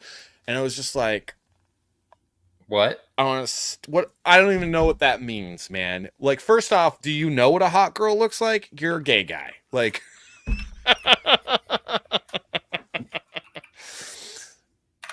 it's always nepotism. It's always nepotism. It's always always. All right. It is. It isn't. It isn't. Like, there are moments. What's really funny is that the same people that will be like, oh no, I'm gonna hire my nephew or whomever who's just absolutely terrible. Those same people will be like, no, and they'll hold out on a position for months, and they'll be like, no, I'm looking for an executive assistant, like, really good, and they'll wait for so long and and then they'll finally fill the position with somebody who like is an exec, but they're terrible. They're just not good at all, and you're like, what in the you're doing this all wrong. Like, how are you not getting just like a genuinely good person who has a great resume? And they're like, no, those people. Oh, I put the people with great resumes, I put them aside. That's not what I want around here. And you're like, what the fuck is going on? The industry, it gets backwards. It gets absolutely backwards. Where did we? Absolutely backwards. Here, let's pull this up. I'll put my glasses on for this. We have the perfect explanation for this conversation, brought to you by the wonderful and amazing oatmeal, theoatmeal.com. How web design goes straight to hell. There it is. Everything is cool in the beginning. The client communicates their needs. You set expectations, enthusiasm, and excitement all around. The great new site will be great. It'll be incredible. It'll soar like an eagle in outer space. So that's the client. This is very similar to basically how anything gets made with creative people and the client. The client shows you their current website. You both laugh at how terrible it is. And you're like, oh yeah, what a piece of crap. Our last designer was an idiot. Oh my gosh, yeah. It was totally the designer's fault too. They always will be like, our last designer was terrible, even though they were, approving things and making changes and being like, no. He's like, for real, how did this even happen? This site is a crime against humanity. And he's like, so he designs this thing. And you'll design something beautiful, it'll be great. And it's like, I love it, it looks amazing. I want to love it. Or I love it. Looks amazing. I want to make love to it. But just a few minor changes. And there'll be like a laundry list of like, well, we need to have this. We need to have that. We need to have this. And oh my gosh, we need that. And then, like Cheryl down the hall, she was like, we need to have this. And then so-and-so was like, oh my gosh, that. And then you're like, cool. So I did everything that you want. Now there's a design that pops. Boyd's toast. This is something I deal with a lot of times, like people, and this is why I like being really busy and like having like the clients that I have, because I'll get people that'll be like, hey, I need a logo, and I'll be like, I'm busy. But back in the day, it would be like, hey, I need a logo, and I'll be like, great, dude, okay, you want a logo? Okay, this is how much it costs. And I'm like, oh my god, that's really expensive. And I'm like, well, my logos are really good. I've designed logos for movies and video games. So if you don't want it, go somewhere else. And they'll be like, fine, I'll pay you. And then they're like, I want to tell my life story in the logo. You're like, why don't you do an ad, make a commercial, do a testimonial? They're like, no. So I got to communicate. And there's a person in this People need to know on this video know right now that did the same effing thing. Where it's like, so the company is my brother's, and then also we sell axes, and then also we do that, and I want to have everything in the logo. Hey, and I'm like, no. See, here's the thing. There's two things in this logo that I know. I had to tell you, and whittle it down. Beards. Lower your expectations of telling the whole life story of the company in your logo, and we'll come up with a really cool mark. It's so funny. A cool mark that will be a representation of the spirit of what you are. It's not a drama. Okay, we're not going to design a drama in one image. So that's super funny because I do not feel like the initial thing that I said to him was oh my gosh, such, guys. But it probably, now thinking about it, absolutely was. I'm like, okay, but the angle that I'm going for, and then what I'm probably getting, but then he sent this back to me and I'm like, oh my god. Yeah, but but here's the thing. Did I ask you to change it? No, but that's the difference. The difference was you had your idea, and then I said, no, you don't want to do that. And you were like, well, you design logos, so you know better than I do. So what should I do? And I was like, how about this? And you're like, oh my God, I love it. That's the difference between a terrible client and a great client is the great client goes, you know what you're doing, so do it. And the terrible client's like, you know what you're doing, but I know what I'm doing better. And you're like, I know what you're doing next. Yeah, it's going to be working on my shit for a long time. No, exactly. I mean, that's the difference. I mean, it's like the great clients are the ones that are like, it's collaboration, but at the same time, they're like, it's like going to the doctor and telling the doctor, no, doctor, this is what's wrong with me, and I need you to operate here. And the doctor's like, get the fuck out of my doctor's office. Okay, doctor. So if you will actually permit me, we're only hour 20 in and we've crushed through some stuff. If you'll permit me, there's this really incredible exchange, and I think you'll enjoy it, with like so just imagine a woman in production somewhere, and she's contacting some guy in the graphics and or design departments. Make me logo. It's literally my soul. Oh my God, exactly. All right, so this is very old. This is old school. This has been around for a while, but not everybody has seen this, and this is really fucking great. So let me just, if you just bear with me, let me just go through this exchange. So this is from Shannon Walkley to David Thorne. The subject is a poster. Hi, I opened the screen door yesterday and my cat got out and has been missing since then. So I was wondering if you were not too busy. She didn't put 2 O's and 2, but that's a whole nother thing. Too busy. You could make a poster for me. It has to be A4, and I will photocopy it and put it around my suburb this afternoon. This is the only photo of her I have. She answers to the name Missy and is black and white, about 8 months old, missing on Harper Street, and my phone number. Thanks, Shan. Shannon Weekly calls herself Shan. So, response. Dear Shannon, that is shocking news. Luckily, I was sitting down when I read your email. And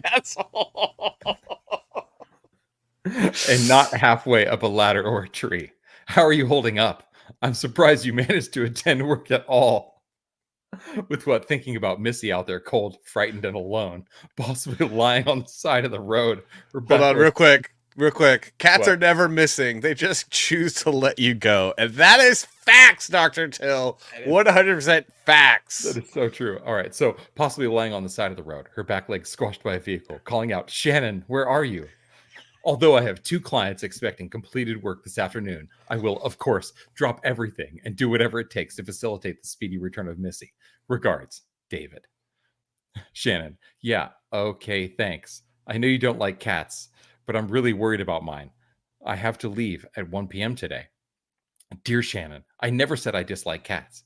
Once having been invited to a party, I went clothes shopping and bought a pair of expensive boots. They were 2 sizes too small, but I wanted them so badly I figured I could just wear them without socks and cut my toenails really short. Unfortunately, I lost all feeling in my feet and stumbled into a guy named Steven, spilling Malibu and Coke onto his Choose Life t-shirt, and he punched me. An hour or so after the incident, Steven sat down in a chair already occupied by a cat. The surprised cat, Claude, and snarled, causing Stephen to leap out of the chair, slip on the rug, strike his forehead onto the corner of a floor speaker, resulting in a 2-inch open gash. In its shock, the cat also defecated, leaving Stephen with a wet brown stain on the back of his beige cargo pants. I liked that cat. Attached poster as requested. Regards, David. Missing Missy, a Shannon production. Oh my gosh. And it's down in the corner. So her reply, yeah, that's not what I was looking for at all. It looks like a movie. And how come the photo of Missy is so small? Dear Shannon, it's a design thing. The cat is lost in the negative space. Regards, David.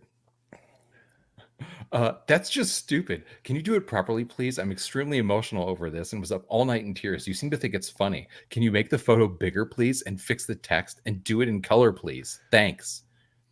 Dear Shannon, having worked with designers for a few years now, I would have assumed you understood, despite our vague suggestions otherwise. We do not welcome constructive criticism.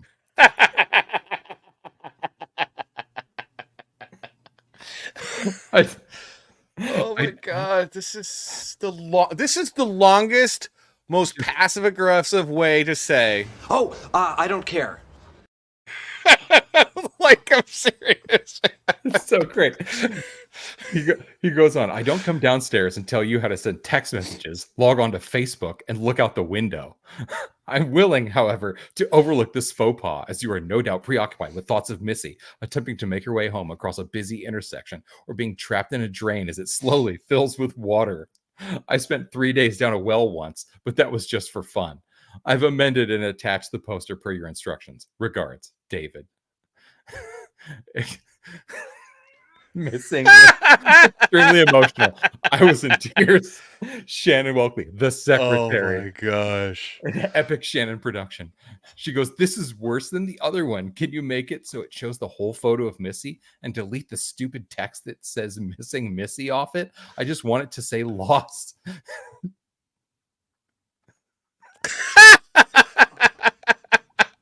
How old is I feel like I've seen this years ago. This has been all right. This has been around for a long time, but it's fucking so good. Oh my gosh. So, yeah. You know, you could have just I don't care. Can you do the poster or not? I just want a photo and the word lost and the telephone number and when and where she was lost and her name. Not like a movie poster or anything stupid. I have to leave early today. If it was your cat, I would help you. Thanks. Dear Shannon, I have a cat. I once agreed to look after a friend's cat for a week. But after he dropped it off at my apartment and explained the concept of kitty litter, I kept the cat in a cardboard box in the shed and forgot about it. If I wanted to feed something and clean feces, I wouldn't have put my mother in that home after her stroke. Jesus Christ. A week later, when my friend came to collect, so bad. I can't take it anymore. It's so funny. It's so bad. A week later, when my friend came to collect his cat, I pretended I wasn't home and mailed the box to him. We are losing viewers as we speak on X. Like, just people are just like, F this. This is terrible. And if you are watching on X, come over to YouTube and hit the like and subscribe button, please. Maybe they're coming to YouTube. Please find the attached and amended version of your poster as per your instructions. Lost. Missy the cat, missing from Harper Street. And she's like, that is not my cat. Where did you get that picture from? The cat is orange. You have a photo of my cat. Shannon, I know that one is cute, but that one is cute. As Missy has likely met any one of several violent ends, it's possible. Do you want me to just end this? Because we could keep going. This is almost over. Oh my God, bear with me.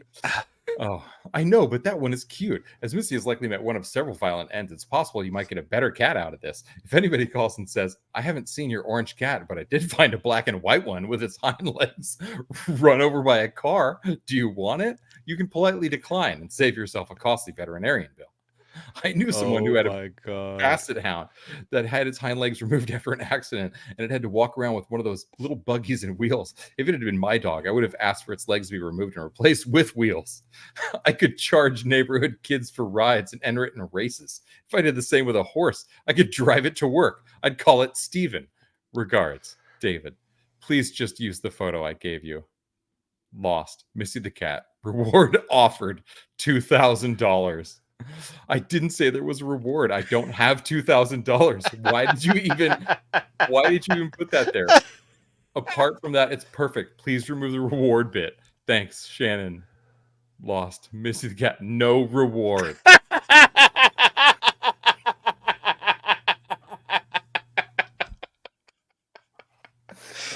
Can you just please take the reward bit off altogether? I have to leave it 10 minutes and I still have to make copies of it.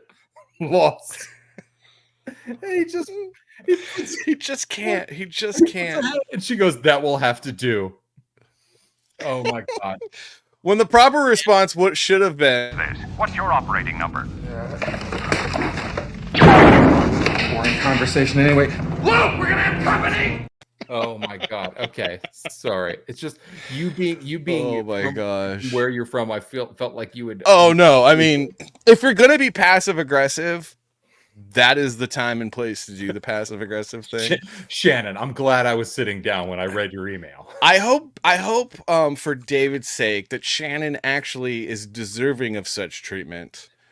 She kind of seems like she is. In all fairness, I'm pretty sure it's satire, but nonetheless, it absolutely slaughtered me when I read it. Like I've read that multiple times and I can never get through it without crying. Oh my gosh. So Flip City magazine thought the cat was wearing a Devo hat. There's a lot of typos in there, but I know what you meant. And I'm going to tell you something. I am a little disappointed that he did not do the Devo hat. Actually, I'm disappointed. That entire story is now ruined because if he had done the Devo hat, that would have been better. Now it's ruined for me. I don't ever want to read that again. So, Uncapped, I knew this guy would know. This guy's deep into the internet. He knows about 27/B6, which is where that came from. It's like a series of satirical articles that this guy wrote, but they're so brilliant because he attaches things that are like graphic designed things that are fully like he's whereas someone may be the total package in like writing a film and being a director and like they understand. This guy is like, I understand graphic design and how to write satire, and it's so fucking funny, man. Yeah. Speaking of, there's a link in the chat. You guys should all check it out. Flip City magazine. It's a YouTube channel, and it's actually a magazine that I would say is funnier than Cracked or Mad Magazine. And it's super based magazine, and an actual magazine you still can get, and you will laugh. There's comic strips in it. There's articles in it. It's only for the base though, and those that love America. If you're a communist, you will hate it, but that's okay because we hate you. I really don't think that there's many communists in the United States. There are a lot of communists in the United States. A lot of them live in Hollywood, and we had to escape because they're also racist. They think about it, but they can't. They don't live the communist life because they need their money. They need their money. Oh no, that's the thing though, Savage, is that every communist is a secret feudalist, evil, fascist. They're asshole, secret oligarchs. Asshole. And Donald Trump don't trust China. China is asshole. Is her. All right. Do we have any more Deadpool news? What is going on, guys? Oh, you know what was fun, and you guys don't kill me. They're like, oh, everything Savage does, we hate. No, we love you. What are you talking Let me get this. I thought this was kind of cool because you had shown this to me, but you were like, oh, I don't know. I think this is kind of awesome. So, oh yeah, dude, yeah, I wanted to talk about this. Thanks for pulling this up. So Monty Python has gotten into the Magic the Gathering game. I think at first it would be like, wait, you mean that? I'm pretty sure that Magic the Gathering just got a lot cooler. I'm sorry, Uncapped Turtle just owns your face. I mean, this is owning your face. This comment owns and They don't owns your face. Life. You mean they have access to food? I mean, it's true. It's funny. Communist life, yeah, the communist. Because you know it's communism when people are starving to death. You know it's communism when they have to kill you just so they can feed the rest of the people. Yeah, I liked moving to the Midwest where the local bread stand or whatever isn't a line of people like dying and hoping to get whatever. It's like a bunch of people from the community that are like, oh, hey, let's stand around and talk about great stories and like exchange some money and like, oh, you got his little root beer there that pairs with your little sourdough pretzels. Well, this is adorable, dude. It's so Midwest. It's awesome. You know it's communism when it kills more people than the bad guys from WW2 with the dude with the funny mustache. WW. So the cool thing that we're talking about here is the next secret layer for Magic the Gathering stars Monty Python and the Holy Grail. Which, okay, so first off, I absolutely positively love Monty Python Holy Grail. I love it so much that me and Nestor, who's in the chat, are trying to eventually bring you guys a animated series on the Salty and Savage show where we will do a mashup of Neverending Story meets Monty Python Holy Grail and an undisclosed video game as a serial that we will be bringing 2-minute episodes to, but that's in the works. It's definitely not the one that I'm thinking of right now. But nonetheless, it will be the best. But this is so cool. I also like Magic the Gathering. I could never really get into the game because the game is so complicated. Like the card game is so complicated, and then also the people that play it make me uncomfortable because I feel like they would want to skin me and then wear my skin in the basement in private. So there's that, but I love the art, and there's a lot of great artists who have painted amazing illustrations over the years of dragons and elves and stuff. So this is kind of cool. Yeah, this is pretty great, and it won't be any surprise to people in the chat who have been around for a while that I am not a Magic the Gathering guy, but once you add Monty Python, that makes it pretty awesome. Amoeba, I know how complicated Yu-Gi-Oh is because I watched the cartoon and I never understood what was going on. So we can check these out for something, and now for something completely different. Wizards of the Coast. So let's take a look at this art. I'm actually really curious as to what this art looks like. Is that clickable? We can just look at the. It's not getting bigger. Hold on. Let me see if I can make it bigger. So, 'tis but a scratch. Instant. Target creature gets -5 over -5 until end of turn. A scratch? Your arm's off.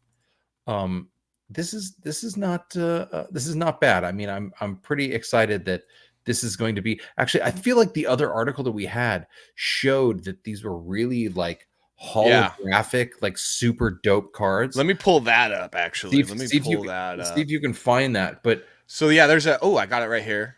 Guys. But yeah, creature, human wizard.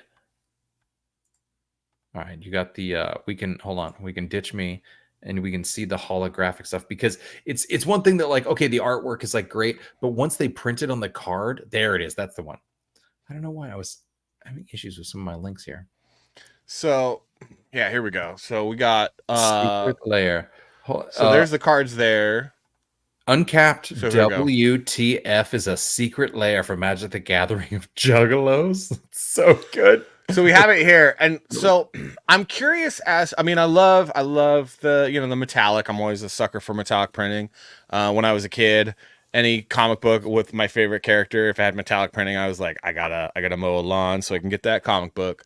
Here's Tim the Enchanter. Some call me Tim. Here's my thing. Oh, we'll keep looking at it before I kind of tee off, as you know I will. Bring out your dead. So this is what Kamala's been doing, right? She's trying to bring out her dead, and Ooh, yeah. What? Yeah, well, she's definitely wringing out the dead for money. because that old money is popping up real quick. She's like, and I'm like, wait, speaking of, have we seen the president in a while? Have we actually today? Was he holding today's newspaper? That's the question that I have. Was he holding today's newspaper? He was barely holding it together. Forget today's newspaper. He was barely holding the sentences together. And there was some stuff going on, and what was written for him, I'm sure, was so incredible. But when he spoke it, it was very sad. It was very sad. So here's cards, tis but a scratch. are Target creature gets -5 until end of turn. A scratch. What's the arms off? Chickadee chat? Tell me in the so what's the -5 over -5? Is it like -5 hit points and -5 mana or something like that, or -5? Yeah, what is that? Someone tell us who hung out with skin wearers and played this game in basements. Who did it? Skin wearers. Look at that though. The African swallow. The African swallow. They bring the flying. coconuts. Add 1 mana of any color. They bring the coconuts. Quite question it. And then you have the European swallow. Oh, carrying the coconut. So my question, here we go. We want a shrubbery. The next say, search your library for a forest card, but put it on the battlefield and right, shuffle. So I should be strength and health. That makes much more sense. Ah, gotcha. Thank you, Doctor. Oh, Dr. Till's a giant nerd. We all knew it. The phrasing fox. Yes. The Bridge of Death. Oh, that is an awesome card. Oh my gosh, awesome card. That is amazing. Oh my gosh, the Bridge of Death enters the battlefield tapped. Everything, basically all the white, the blue, I think the black. Help me out here, Dr. Till. The red and the green. Sacrifice the Bridge of Death. Target player loses the game. Wow, that is this card should be illegal. Essentially, is what you're saying. Like, this is super rare. That is just a terrible. Sir Bedvere's scales. The Bedvere's scales. These are all dude. Like these 100%. These make Magic the Gathering cooler. They make Magic the Gathering cool again. Beast of make Magic cool again. Make Magic the Gathering cool again. Great again. Oh, that's an awesome card right there. Yeah, this is pretty good. I love how they took that. Actually, is kind of working. That monster was very silly animated. Wow, there's a lot of cards. All right, so here's my question, and this is what I'm concerned with Wizards of the Coast focusing so much on DEI and not hiring competent people. I don't think they have competent people that love what I think, in my opinion. Again, this is a person, who loves Magic the Gathering as someone actually worked on the video game marketing, wrote a bunch of trailers for it, for the marketing and stuff. So I know a little bit about it. But I was always a fan of the art, like just love the art, and love the process of the art, love the guys that put process videos up on the art. I'm concerned that they've hired some executives that don't love the art as much as, say, the fans do. So I'm wondering, are they using AI, because AI is so good now, and you have straight up, these are straight scenes. These are just the scenes from the movie, right? Your argument is that it looks like screen grabs from the movie that were then just put into AI. Yeah, that said make like them dropped in, stable diffusion, like drop through stable diffusion, or even like Midjourney is now able to take images and kind of like do stuff with that. You can actually put your image up through it, and because they're so small, you don't need a tremendous amount of DPI and quality. So right. I'm hoping that these are actually painted. It would be great if they were hand painted by some of the illustrators that they've used in the past, because that art would sell for. Could you imagine being able to buy one of these and hang it up on your wall? That would be amazing. Like, I would want large print. I would want that No, not the print. The original art, like an oil painting of this.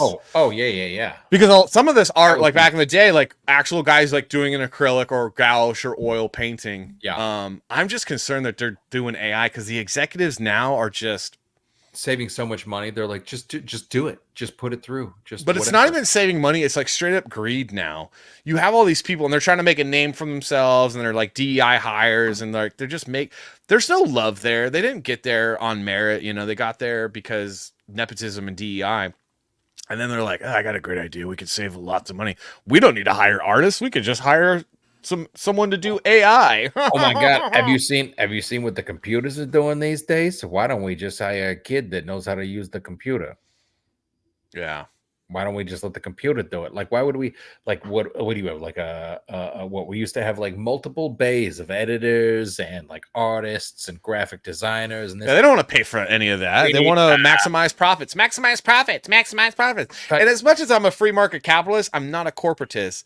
And all these corporations buying up all of our wonderful IP that we love, they're ruining it. And Wizard of the Coast has ruined Dungeons and Dragons, and they're ruining Magic the Gathering, and I'm mad. But this is cool. This is cool. I hope it doesn't use AI art. I really do. I hope it doesn't use AI art. And unfortunately, we may never even know. But honestly, I wonder, dude. Maybe I should read the article. I don't read, guys. No, I don't even know how to read. Don't read the article. We're all about like wild speculation, and then like not answering to the repercussions later. Yes, Secret Layer Senior Product Design, Daniel. I can never say the Filipino names. He said the first step of many Universe Beyond projects is simply to reach out to the representatives for lots of different properties and see. Okay, so that's just how is the art made? Wow. Let me see. I'm looking down on the article that I have. Secret Layers, Wizard of the Coast outlets. For example, John Cleese's Tim the Enchanter represented the card of Particle Sorcerer, which is lovingly referred to as Tim by much of the magic community. Okay. Man. Oh, should we watch this? What's this? Some of the clickbait at the bottom of these websites is just insane. You're like, it's 100% not real. The article title is completely fake. The image for the article has nothing to do with the article per se, but it's just to draw your attention to the headline itself.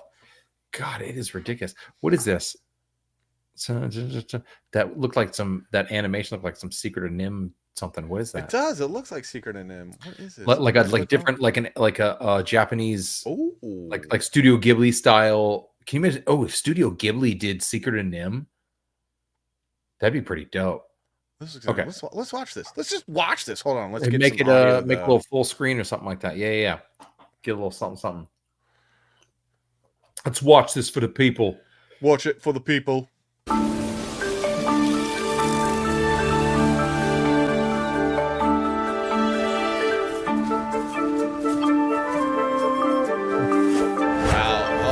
So far, look at that background. That is gorgeous. Look at that. Yeah, it's so the inking style and the detail styles. It's super, like the hands are so much like Secret of Nim. Yeah, it really is. I love the line work too, and those ribbons of light. That's beautiful.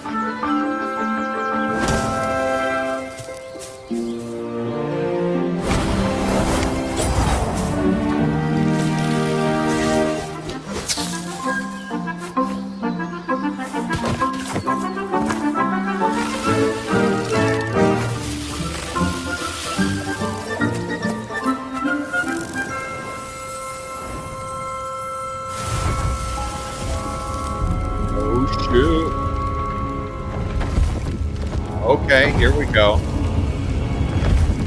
This animation is amazing. This is really, really cool. All with no dialogue. Yeah. I mean, I'm not even talking because I'm so engrossed. This is so cool. So cute, man. Yeah. So cute.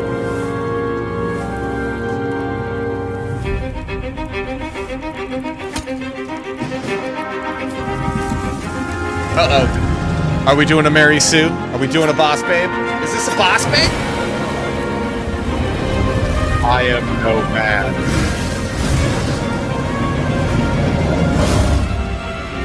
Come for me, Court. Oh, that's dope. What is this for?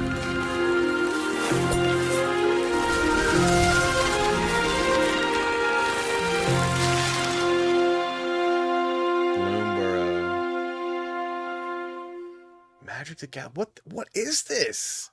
Interesting. But that animation was very good. It was super old school. Like, that was really... I have to say, this is oddly familiar, and I'm going to grab it real quick because I think they're kind of stealing the idea. He's gonna grab it. He's gonna go and dip away and grab the thing that he thinks they're stealing from. They're stealing from. He thinks they may have taken an idea from somebody else or something. I'm just guessing. Yeah, I found it. I got it right here. Well, let me It's the animation is very good though. That, and I'm Yeah, a that Secret of animation's Nim. so cool. I mean, huge fan. Ooh, what would But legendary something? Hold on, do we need no. Yeah, I'm switching I need to switch cameras. So here let's drop this. So this is a book that is Will Eisner Award winning, just amazing. I can't remember what's the guy writes it and illustrates it. It's it's just, I mean, it's gorgeous. It's like Lord of the Rings meets Secret of Nim.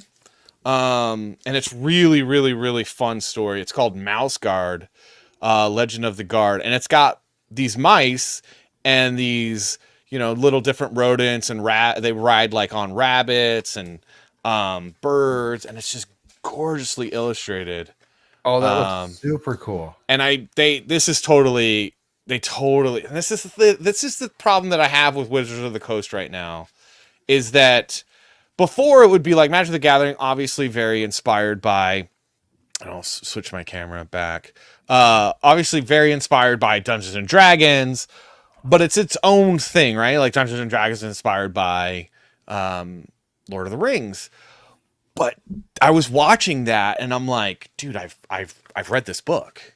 And this is the thing that's happening a lot with a lot of these corporations now, is that they're just jacking people. They're just jacking people. What? Sorry, Uncapped. Oh my gosh, Uncapped. Secret of Nim is also a childhood trauma Oh generator, my gosh. for sure. Yeah, so the artist and writer is David Peterson. Valid. And it's just a series of books, guys, and that they're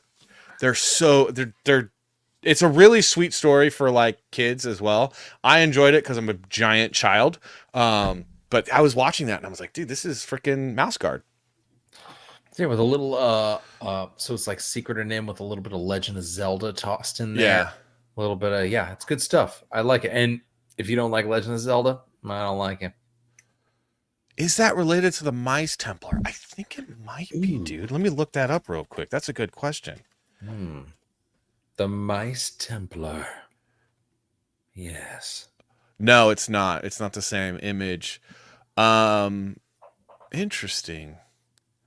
So, I mean, obviously it's not the first time because like Secret of Nim, kind of did it. That's Image Comics. I'd never heard of this. That looks interesting as well. So who knows? I mean, someone copied a copy of a copy of a copy of a copy. But you know what is original? What is original? My comic book, Silence Dogood. It is very good. Here's the exclusive white cover. Oh yeah. There's the white cover. You can get that, but guys, it's a really good comic book. Issue 2's coming out. There's issue 2. It's dropping next week in the stores, and we'll be ready to ship. Aside from the Indiegogo that was happening, could someone just go on Amazon right now and buy one? Don't do that. Go to Indiegogo. It's better. Okay. You get a better book. I only have it on Amazon for traffic. It is on Amazon. If you want the white cover, it's definitely on Amazon. I just get way less money And I'm only doing issue 1 on Amazon because we're hoping to get people to buy book 1. We'll see what we do. Do you not have access to the white cover any other way? No access to the white cover any other way. Fair enough. The white cover is exclusive to Amazon. The black cover is exclusive to Fund My Comic and Indiegogo. I have and then issue 2 shopping soon, guys. Orange cover back here. Yeah, see? It's a damn good comic. Got me hook, line, and sinker, Salty. And I'm telling you, it is. And it's original story. It's a very, very original story. If you do like Doctor Who, like old school good Doctor Who, and you're kind of tired of Disney destroying Doctor Who, you guys will probably like this comic book. Probably. Yes, it's print on demand through Amazon, and you get like no money from it. What was that?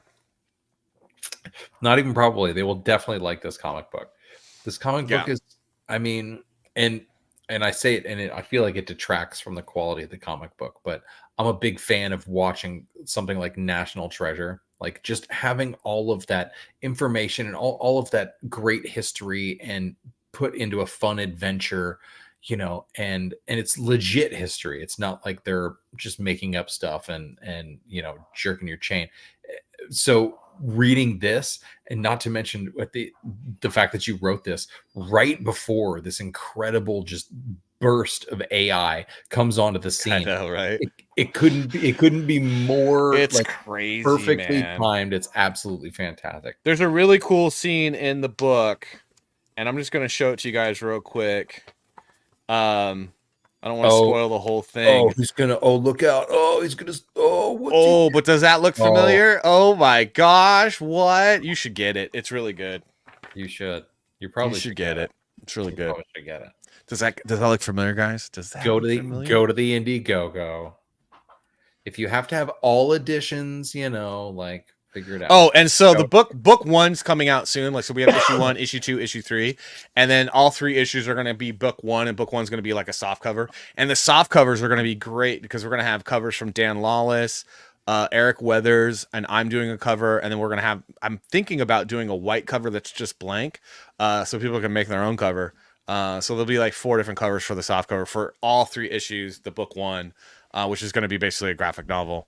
And it's a complete story. Like it'll be issues 1 through 3, and that's a fully complete story. Yes, I'm waiting for the fully complete story. Fully I mean, complete. I'm reading them, but I'm waiting with bated breath, like a communist at a breath. It wasn't 4 years ago. It's been like I am late though. I was supposed to start delivering in March, and I'm a little late, but I'm late. When have you ever funded anything online and it wasn't just? Come on, man! It'll still be sooner than what it'll come sooner than what was the one Rainbow Brute? It'll come. Sorry, Ethan Van Sciver. I apologize. Wait, did he do something called Rainbow? Oh, he's doing he's got a ton of books that are coming out, and like it's the nature of the beast with crowdfunding is that most of the time it just takes longer than you're able to predict because you have other stuff come up. The drawing, you want to make the art great. You're trying to also coordinate with like other people. Like for me, I was basically doing all the art and the writing and the lettering. At the issue 3 we're hiring a colorist because I was like, I got to get this done sooner. But it's just hard to coordinate all that as an indie person. I mean, even Marvel and DC are late on books. It's just, you want to make something good. You don't want to phone it in. Other people phone it in, and they not everybody, not every artist can you also come on and watch their podcast and or whatever the heck we call this and see that they're actually they are actually working on it. They are moving forward. It's just, it takes time. Most of the time when you do those crowdfunded things, you get 0 to no response. Yeah. And you're just hoping like, hey, it's been 3 months since the deadline. Is anything and you're like, whoa, you're really you're really jamming me up with all these emails. You're like, what the hell are you talking about? But yeah, we try to give updates. We've been giving updates. I definitely don't want to inundate people. But Andrew Campbell's right. Better to come late than early. And I think he might be referring to something else that has nothing to do with comic books. What? But we'll just leave it at that. What? All right. So we got a lot more people coming to the show in the middle of the show on the end of our second hour. So, and we are about to go on a break and show you a music video. I do apologize, but I don't apologize, Amoeba. Whoa. Do you guys want to watch the Silence Do Good trailer, or do you want to see our music video that we keep showing you because it's awesome and I don't care? I think, well, I mean, not the same one. Not the same one. Uncapped. Let's see. Amoeba. Listen. No. Uncapped. No. Do we Man, have, hold on. What else do we have? We have other. I don't know. I have nothing. I don't want to play unless we go. No, we can't do that. Dude, I'm going to do it. I mean, I feel like it's just, it has to be done. Here's the thing about the OJ, like guys. It's like our intermission song. It's like a 2-minute thing, so I have enough time to go to the thing. All right. So we're going to play OJ because here's the link. We're going to play OJ. Put it on mute if you don't want to watch. It's a really good music video. And then when we come back, we're going to show you the album of the week. The album of the week. Oh, what was the other thing that what we have shirts. So yeah, this will be a good time to check out the store. You can see the Salty and Savage shirt. There's also the Make America 80s Again shirt and a couple other more surprises that Savage doesn't like, but I don't care because it's awesome. You just check it out. You just check it out, guys. They're cool. Whatever. All right. We'll be right back for the third hour. Quick break. Unbelievably, the most watched, most wondered about man in America has gone missing tonight. The intersection of the 5 and the 91 freeway. One thing we have been noticing, again, it's a very slow pursuit, followed by numerous highway patrol vehicles. But because of the intensity, it seems like people have heard about what's going on. And all the overpasses that we've seen have been lined with cars. Guilty shadows haunt the night. Dark secrets locked away so tight. OJ on the run. Oh, what a sight. High speed chase, sirens blaring in the moonlight. Fame and glory now turn to shame. The taste of freedom lost in this twisted game. OJ. The man with the bloodstained face, innocent or guilty, who's to blame? Running from the truth, chasing dreams in the night. Oh, OJ, you care for my faithful life. Guilty shadows follow you, day and night. In the darkness, justice finds light.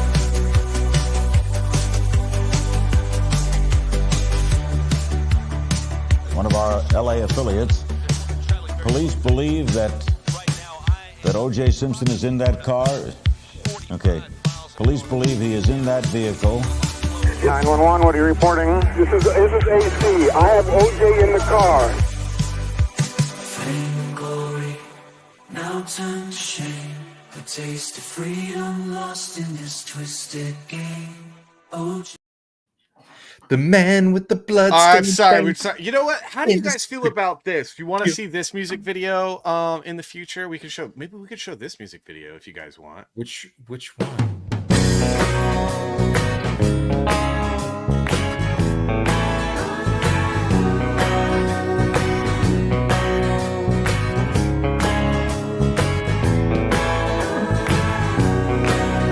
When your mommy told you to use your words, I don't think that's what she meant. You've forgotten all about the good old days when it was patriotic to dissent. Ooh, aren't you so clever? With those words we'll always remember. But nothing lasts forever. See you in November. See you in November. Anyway, those are my friends, the army you have. It's kind of cool. Uncapped is really upset about our OJ. You know, not gonna lie, I still every time I listen to it, it's fantastic. Yeah, it is. It's a good.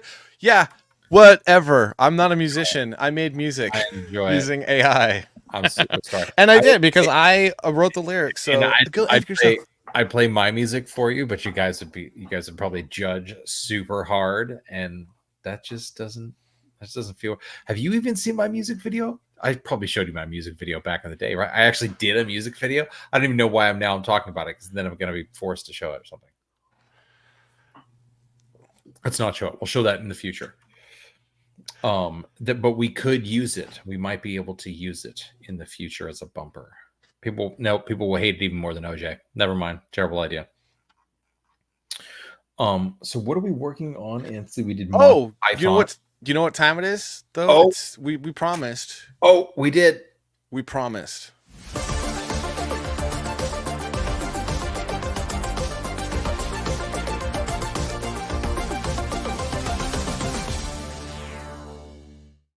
Oh, another bumper that's amazing from Uncapped Turtle, who does all of our bumpers and does an amazing job. Lots of Easter eggs in that. Oh my so God. Next time, every week when you play it, look for those Easter eggs and see if you can. The intro. Look for the different intro every week. It's different every week. Yeah, every week it's different. Seriously, when are we gonna run out of those? we got a lot. This guy, this guy Uncapped. He went hard into the paint. He gave us some killer intros, buddy. All right. So, what is the album of the week?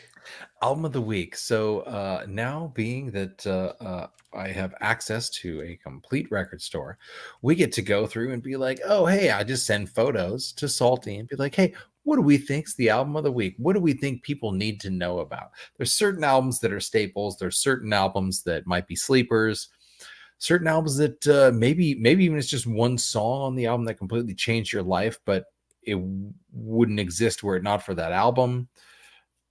We started off with a little like Linda Ronstadt. It was a best of just because I just had to give shout out to Linda Ronstadt, and it was the first episode, and we were working it out. We went with what else did we have last week? We had some. You had some good ones this last time, and I was like, dude, man, I had a hard time giving my two favorites, but then I did. But I don't want to tell all of the ones because those might be albums of the week later on. I was also thinking an honorable mention though would be because the announcement of California's former top cop Kamala Harris, and what I mean by top cop is Attorney General for the state. I was thinking maybe we would do NWA Straight Outta Compton.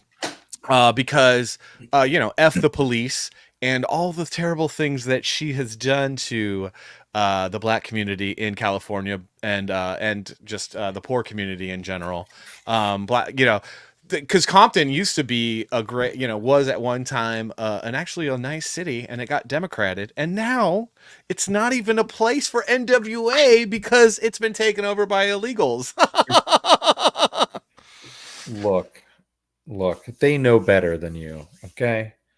They know what's better for your community, and there are some individuals who that would have been a good one, dude. Since it's Deadpool week, it should have been Wham. Oh my god. I didn't even link that up. That's how dumb we are at the Salty, because we are dumb. We didn't even think about doing that. Yeah. Instead we went with you're not going to be upset. Instead we went with okay computer. Okay. Radiohead. Maybe you've heard of them. This is actually I love this album. This is actually a brand new sealed copy. Ooh. It looks like it's smoky in the room because there's like haze coming off of the brand, but this is a brand new sealed copy of this record, which is it feels like I don't even know, because it came out in an era that was kind of in between the mediums, so it's not necessarily sacrilege that it's like not an original pressing, because the original pressing would have been in the digital era anyway. But at the same time, this album from Radiohead, sorry, let me make sure to muffle my voice. This album from Radiohead is extremely influential. Why don't you? Is the chat even getting in on this? Does the chat even know who Radiohead is?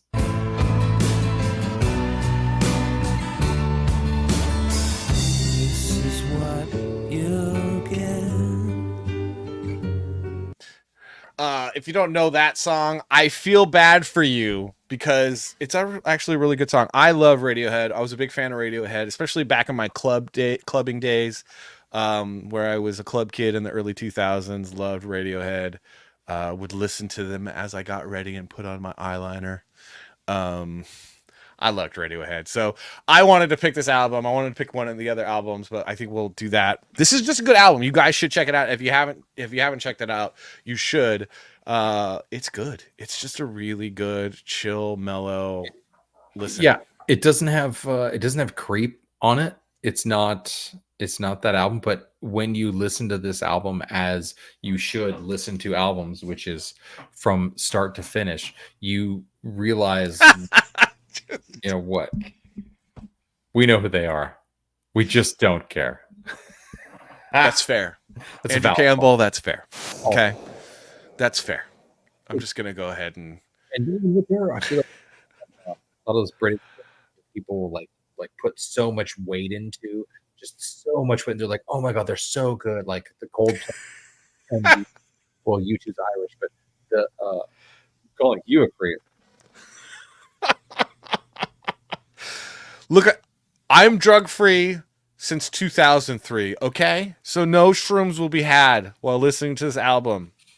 But that might have happened. Actually, it might have happened. Actually, I've never done shrooms. I may or may not have listened to this album on ecstasy, though. What? Who even does that? Actually, well, here's a story about Radiohead. I actually literally was listening to Radiohead on coming down from a time at the club where I may or may not have partaken in to some of the thing called E, and I saw like Morrissey in my closet hanging from the hangers in the closet, and the rest of the like Johnny Marr and the rest of the Smiths band dancing to Radiohead as I was totally tripping hard and hallucinating. Okay. Radiohead is, well, they've done a lot of work since then. This young gentleman who always looks like he's struggling through the moment. They have a Los Angeles like home, like a base when they go to Los Angeles, where they a practice space and a crash space for them, and it's a very nice house, and it's in the Hollywood Hills, in right in Hollywood, just above Sunset kind of a thing. And I actually know the woman who lives next door to them, and she's the only woman who can tell multiple stories of walking over next door. And she didn't even know who they were at first. She walked over next door and banged on their door, and she was like, you need to turn this fucking music down right now. I don't know what's going on over here. Like, this is all fun games, but you need to turn this down right now. And she's the only human being that has probably ever told Radiohead to turn the music down. And they 100% were like, we're gonna have to go ahead and turn this down. Just, I mean, it's one of those, and it's such a great spot too. I was like, oh my gosh, wait, this house right here is Radiohead? She's like, yeah. She's like, they're loud. I'm like, yeah, I hope so.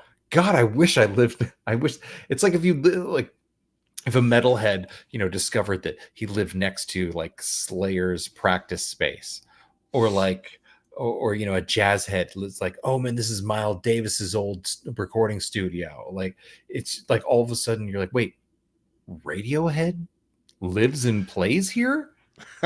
When they come to Los Angeles, she's like, oh, I can't stand it. You're like, what? That is awesome. It's hey, so dude, great. your beard is looking really good, isn't it? Though. Thank you for noticing.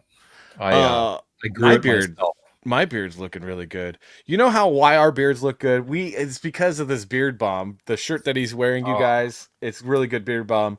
Uncapped Turtle uses that Beard Balm. I use the Beard Balm. Savage uses the Beard Balm. If you need Beard Balm, you should get this Beard Balm. I'm not gonna lie, I haven't seen Uncapped in a while, but I wouldn't be surprised if I haven't seen him, because he's hiding behind a mountain of beard that has Mountain of grown in. No, it does not. Does it smell like patchouli? Absolutely, positively not. It smells delicious. I love my wife loves the way that it smells. I love that was his only kind of caveat. He was like, man, if it gets here and it smells like patchouli, I don't think that it didn't smell like patchouli. It didn't smell like patchouli. All right. No. We're using like American ingredients, organic stuff. This is I actually spent quite a few days in an axe-filled workshop, melting down different things and getting to the right kind of concoction to the right consistency to where it's just you put your finger into it and it gives, but at room temperature it stays solid. You put your what? Yeah, you heard me. Put the what? You put your finger into it and all right. So, do you guys want to watch a funny video? Do you want to watch a funny video? I have 2 funny videos to show. That's right. I had some other funny videos for you too. But yeah, go ahead and bring us. Do you want to watch the one where it's the country song, or do you want to watch the other that? I think we should watch the country song just because it's great. Fun, right? But you'll need to kind of like pace it. I mean, oh yeah, I don't know. We always got to be careful. You guys got to see this video, man. Fair use. It's fair so use. funny. It's so funny. It's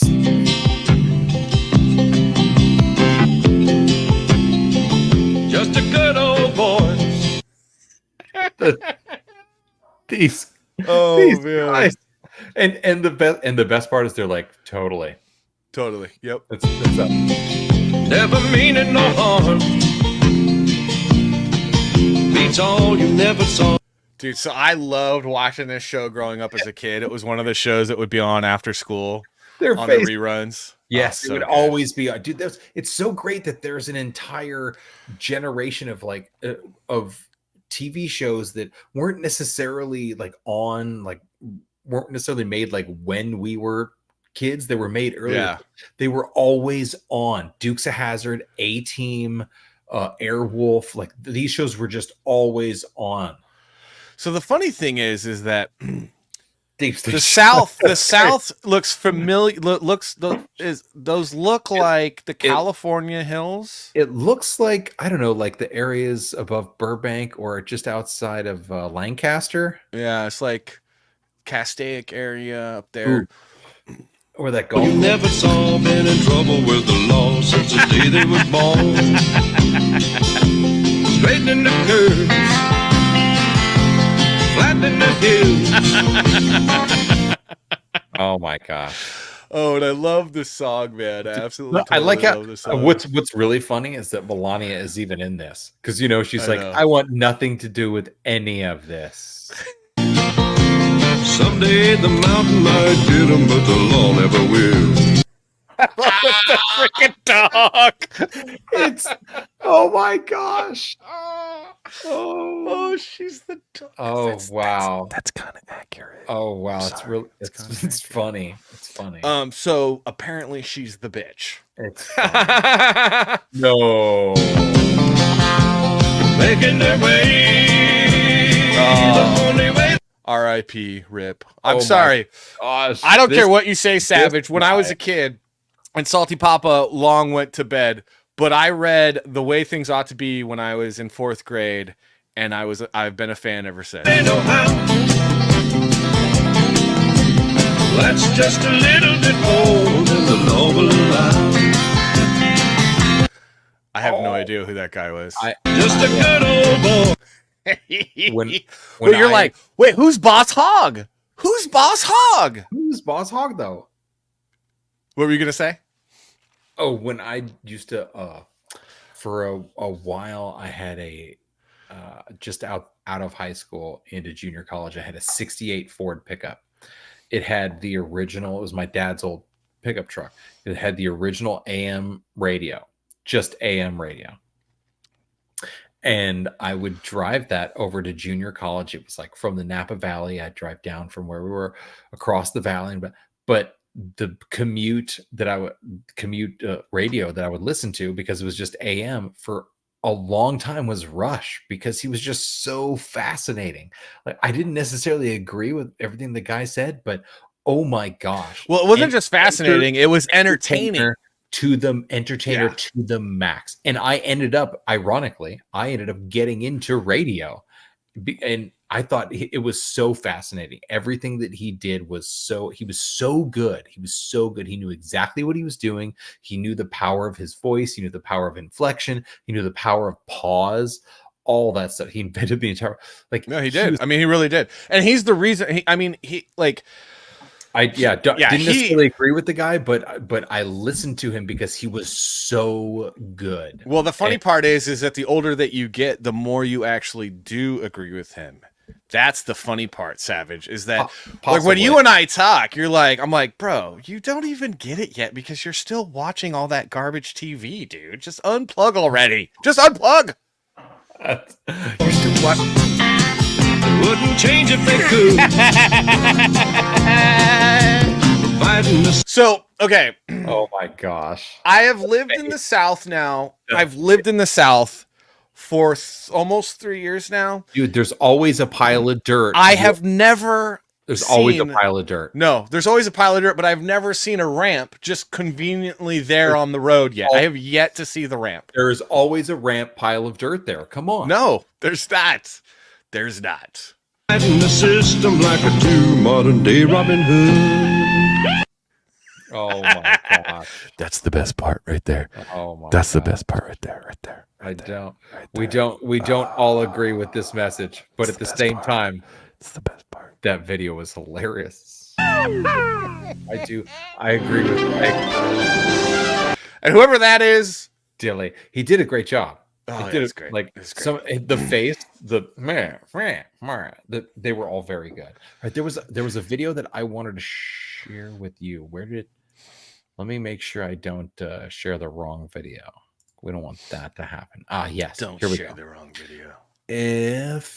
Okay, this is I listened to part of this and I was like, ooh, I feel like this will be kind of up Salty's alley if Disney... I love the fact that everyone is watching on X, and I keep asking you to come to YouTube and watch it and like and subscribe, and none of you listen. None of you listen. But everyone, you know what? Whatever. We'll just try to get monetized on X because X is a way better place to be than YouTube anyways, because YouTube, you know how I feel about YouTube? Thanks for being here.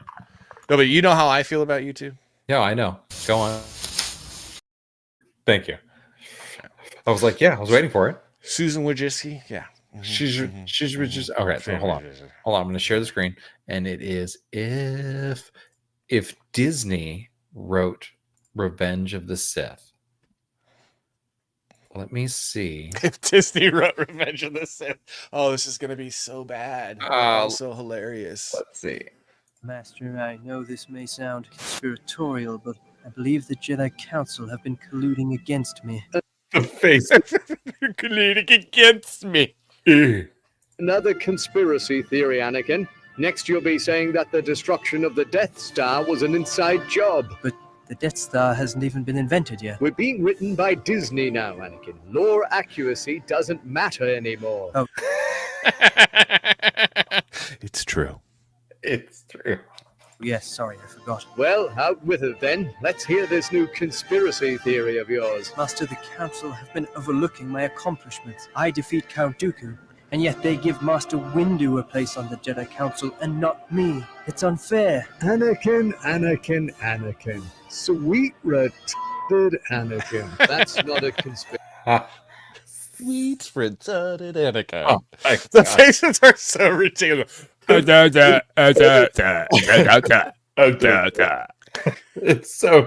so bad. I knew it would be just good enough. That's just the Jedi Order implementing its new DEI initiative. DEI? Diversity, equity, and inclusion. Did you know that over 4 of the Jedi Council members are white? 5 if you count Kiari-Mundi. Until we got Windu in as a DEI. 5 if you count Kiari-Mundi.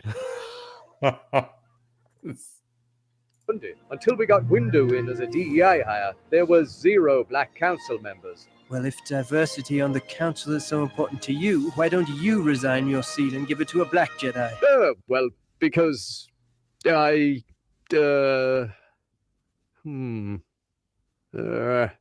Oh, look over there! Your Jedi mind tricks won't work on me, Master. Look, Anakin, this whole line of questioning reeks of Sith extremism. As your Jedi Master, I'm strongly advising you to check your privilege and to not give in to the dark side. Check Master, your I'm privilege. afraid if anyone's given into the dark side, it's Windu. Am I right? Anakin! Oh, come on, Master. It's just a joke. That's it. I'm reporting you to the Council for Hate Speech. You'd really betray your own Padawan over a joke? As a wise, disabled black lesbian once told me, the only way to combat Sith extremism is by criminalizing certain words people say through increasingly authoritarian policies.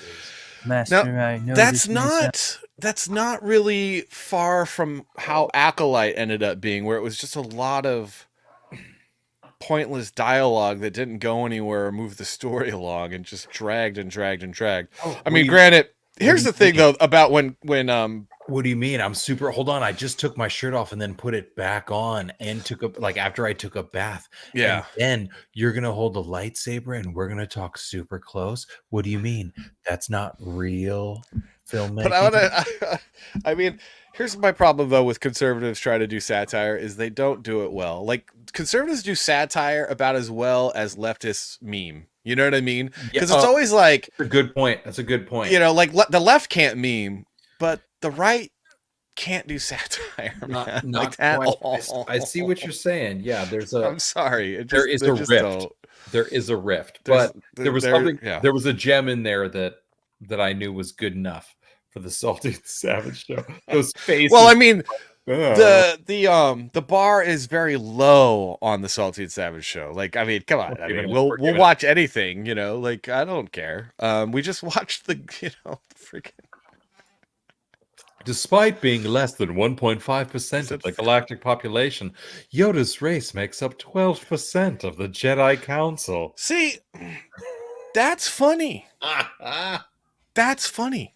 That's pretty good. I had next week, probably have to happen next week. When in doubt, go for the dick joke every time. Oh man, every time. Actually, hold on. Let me just. Hold on. We did album of the week, which was OK Computer, y'all. OK Computer. Andrew Campbell, not a fan. Let us know. That's fine. That's fine. You can thank you for being here on the show, Andrew Campbell. Every album of the week isn't necessarily my favorite album or an album that I listen to all the time by any means. It's just an album that should be represented. It should be acknowledged for its place, regardless. Not everybody's a huge Pink Floyd fan, but if you deny Pink Floyd Dark Side of the Moon, then you're just an idiot. So yeah, exactly.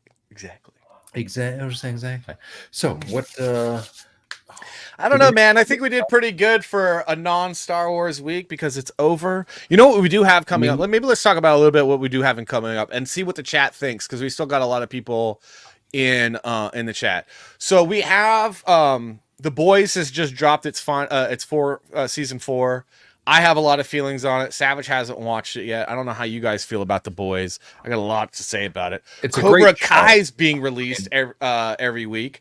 I think we're up to episode 5 or 6 right now on Cobra Kai.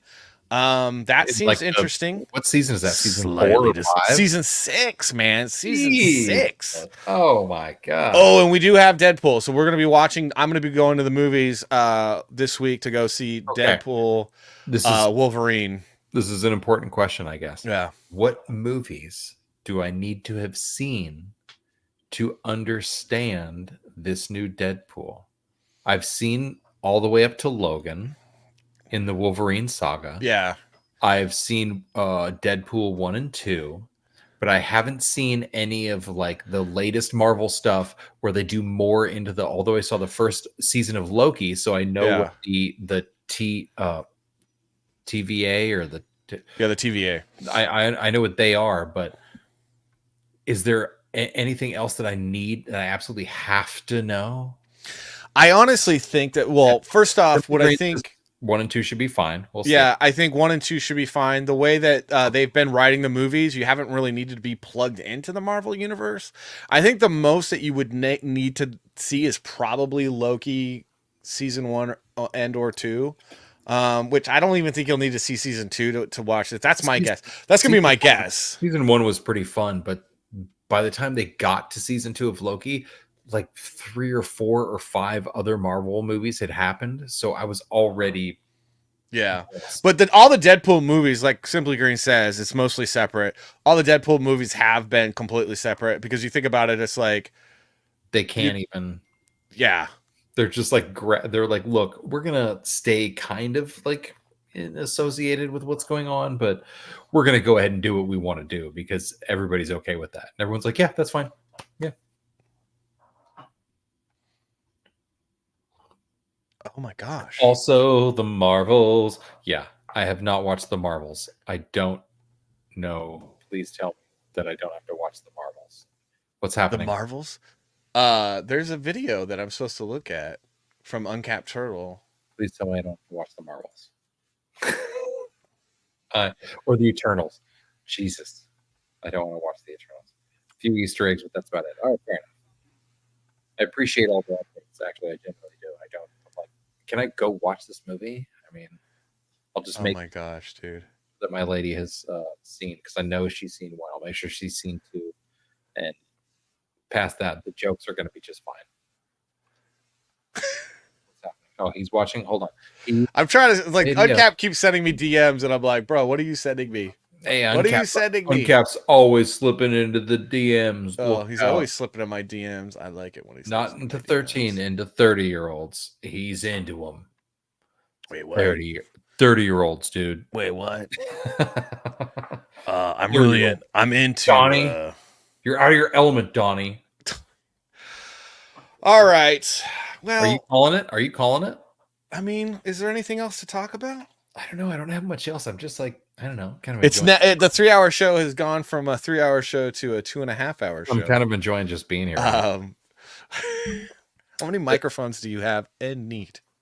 What do you want? I mean, I could bring. There's different microphones for different things, man. I worked in a recording studio.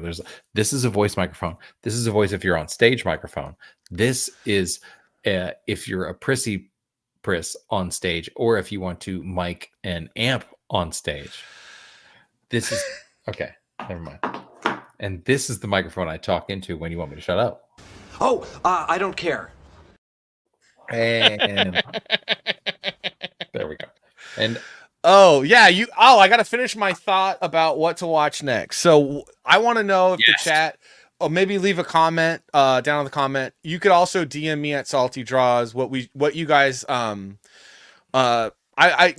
DM me on at Salty Draws on X, please, and let me know what you guys want to watch as a group next. Like if there's stuff that you want us to talk about, show ideas. We also are starting a Discord. The link is in the description of the page. I'm not going to push it out quite yet because we need to like build that up a little bit and then try to maybe get some help, just moderation and stuff like that. But we're going to be starting a Discord channel pretty soon for the channel, just as we're growing, and get people plugged into what we're doing and kind of plugged in with each other.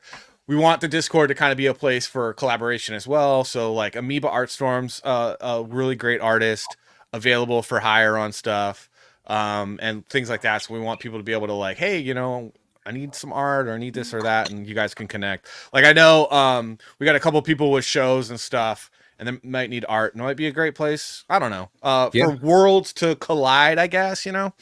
Art shows, absolutely. Not a lot going on there yet, but join, stick around. We'll hopefully can get it to be as lively as Roma Nation's Discord, because they're very lively over there and Roma Nation's awesome. Got it going on. Yeah.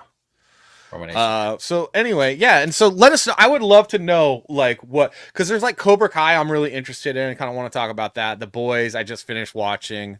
I don't know if the rest of you guys have watched The Boys. That season 4 was actually kind of disappointing and annoying. We're gonna need something that's coming up. I feel like they're going to have this finally, like years later, the second season of the Rings of Power, maybe, and we can talk so much trash about that show because oh my gosh, the first season, the timeline, like what are you even doing here? Yeah. Do you even read the source material? We will definitely come on Dr. Till because we are dirty whores. And I hear you have those on your show. No, I'm just kidding. He doesn't. Wait, actually. what? I'll dress up. Yeah. So I mean, that would be cool. So yeah, let us know. I mean, I'm trying to think of anything because a lot of stuff coming out, I'm just like meh about, dude. Like that's the thing I think about. That's frustrating about what's coming out of entertainment right now, is that most of it is just meh. There's so much meh, and that's how I felt about. Like, actually, The Boys made me feel more than meh, but it was more like, ugh. It was just it's getting repetitive. It's getting really repetitive. It's like, fucking finish the story already. I don't need season 5. I needed you to finish the story because God, you're dragging it out. Like The Boys has turned into like it's kind of like me ranting right now is what it's turned into. I was into me ranting. I was super into The Boys in season 1, and then I think I started the first episode of season 2, and I was like, and then I just didn't go back. I probably should have. Probably should have. This is a good question, and you know what? Dude? I'm gonna bring something up. Actually, I'm gonna bring something up. Oh, what's the real quick? Chrome. What was the thing that we were just talking about? I saw that somewhere like independently from our show. What was it, like Chrome Dog or something like that? Oh yeah, Chrome. We've talked about Chrome Dog. Here's another one that I want to talk about. No, but I saw that. It just popped into my head because I saw that like independently from this show. Like I was on like somebody else's social media. Oh, okay, yeah. And they had posted about it, and I was like, oh, what? Oh, Chrome Dog. I was like, I know that. I was so stoked. So here's a book that I'm great artwork. I'm really, really, really interested in. Andrew Campbell and anyone else that's into like an indie comics is Battle Brick Road 2. But you can get, if you go to battlebrickroad.com, you can I believe they have Battle Brick Road 1 for sale. I could be wrong on the site. Say that 19 times fast. Battle Brick Road. So Battle Brick Road is basically, it's kind of like the Wizard of Oz with AR-15s. Like, yeah, so it's like straight up like crazy, or Call of Duty. It's like Call of Duty meets the Wizard of Oz. So like the Scarecrow looks like a freaking badass with like his plate carrier, and just the art looks great. So Eric Weathers he does a lot of lettering for a lot of different comic books. He's done lettering for Ripperverse. He's done lettering for Ethan Van Sciver. Okay. And he's just like Captain. He's like, I do appreciate people who do typography and do lettering really well. I do. Like, I have some tattooed on me. That's how much like I appreciate. Yeah. But the art that he's done for this just looks really, he's an illustrator too. And he just finished up pencils and line and inks on a cover for Silence Do Good. So, which I am really excited to show everyone, but I kind of want to wait till the colors are done before I show. We'll definitely, we'll have the black and white art in the book. He's now exclusive to EVS. But he's, like I said, he's, uncapped, but he's allowed to work for other people except Rippa. I don't know if he's not allowed to work for, I guess because I don't know what the deal is. Eric Weathers is a super good, great artist, and I'm really excited about his cover for Silence Do Good. If he just does letters, like, I'm sure he's a freelance communist. I'm sure. Yeah. No, but I mean, he's done a lot, all the interior pages. These are a lot of different covers. I think John Malin did a cover. I think that's a Malin cover. A couple of other artists have done covers. And then he's doing the internal work. And then he's got I think this is the super fan bundle. So this is the one to get, man. If you can swing that $170, because that has the first issue. That vinyl? Yeah, it's kind of like, I don't know. It just looks cool. Dude, video game music. I'm sorry, this is not a video game, but just thinking right now, one of the top selling records right now in the entire world is the Minecraft like soundtrack like record. Oh yeah. Really? It's like the number 2 or number 3 top selling record fucking vinyl in the world. It has a green cover that's all Minecrafty. And it's one of the best-selling records in the world. What? That's unbelievable. And that coming from, I am flabbergasted, even though I have dozens and dozens of video game soundtracks on digitally on my computer, because I'm a massive fan of soundtracks. I love things like the World of Warcraft, the Pandaria expansion, like that soundtrack is great. It is a fantastic sound. Multiple of the World of Warcraft soundtracks are very good. The composers that work on them are super talented. And I listen to a lot of soundtracks in general, but I started getting into video game soundtracks when a good buddy of mine started being like, dude, some of these composers that are understudies to these super gangster guys, and some of these super gangster guys are also composing for video games. And sometimes I'll be in my truck and all of a sudden it goes on. It's like, I'm like, whoa, what is this? And it's just the soundtrack to Vikings, the video game. And I'm like, yeah, all right, let's turn this up. Let's check out this trailer real quick for the comic book, though. Let's check out this trailer. You think you are free? That your decisions are your own? Tell me honestly, did you really choose this path? Pretty good voice work. Or was it chosen for you? Sounds your weird. Father, with every triumph, every failure, was it not his decisions that brought you here? Has his path not sealed your own? Got a scar. Yeah, was that a scar? Out in golden bricks below your very feet. The path is set. Yeah, this looks awesome. Keep your head up. Nice music. Keep your weapon loaded. Yeah. Follow the battle brick road. It's a really cool concept. The battle brick road. It looks good, guys. It really does. I mean, honestly, like, man. And this is the thing, is like the indie comic scene actually has a lot of little gems. And it's just really, it's really, really, really irritating and unfortunate that places like the Daily Wire, the Blaze and stuff aren't actually dipping their toes into this to try to do something, whether it's animated. And there's ways to do stuff that where you, like Deadpool 1 did not cost a terrible amount of money. I mean, it still was a big budget film, but as far as like the Marvel movies go, one of the reasons why it got greenlit was because the budget was so low. And it's like, instead, like they spend all their money on the garbage that they're making. And it's just really annoying and frustrating to see stuff like this and be like, really? You don't want to turn that into something? Wow. Okay. It seems very good. It seems very good. But you know what they're waiting? They're waiting to turn Silence Do Good into something. And even if we just do it animated, I don't know who's watching, who's thinking about it, but we do a fully animated version. I don't know. Maybe. Yeah, I mean, there's ways to do animation where you can cut costs and it not break the bank and do it right. And you could even do.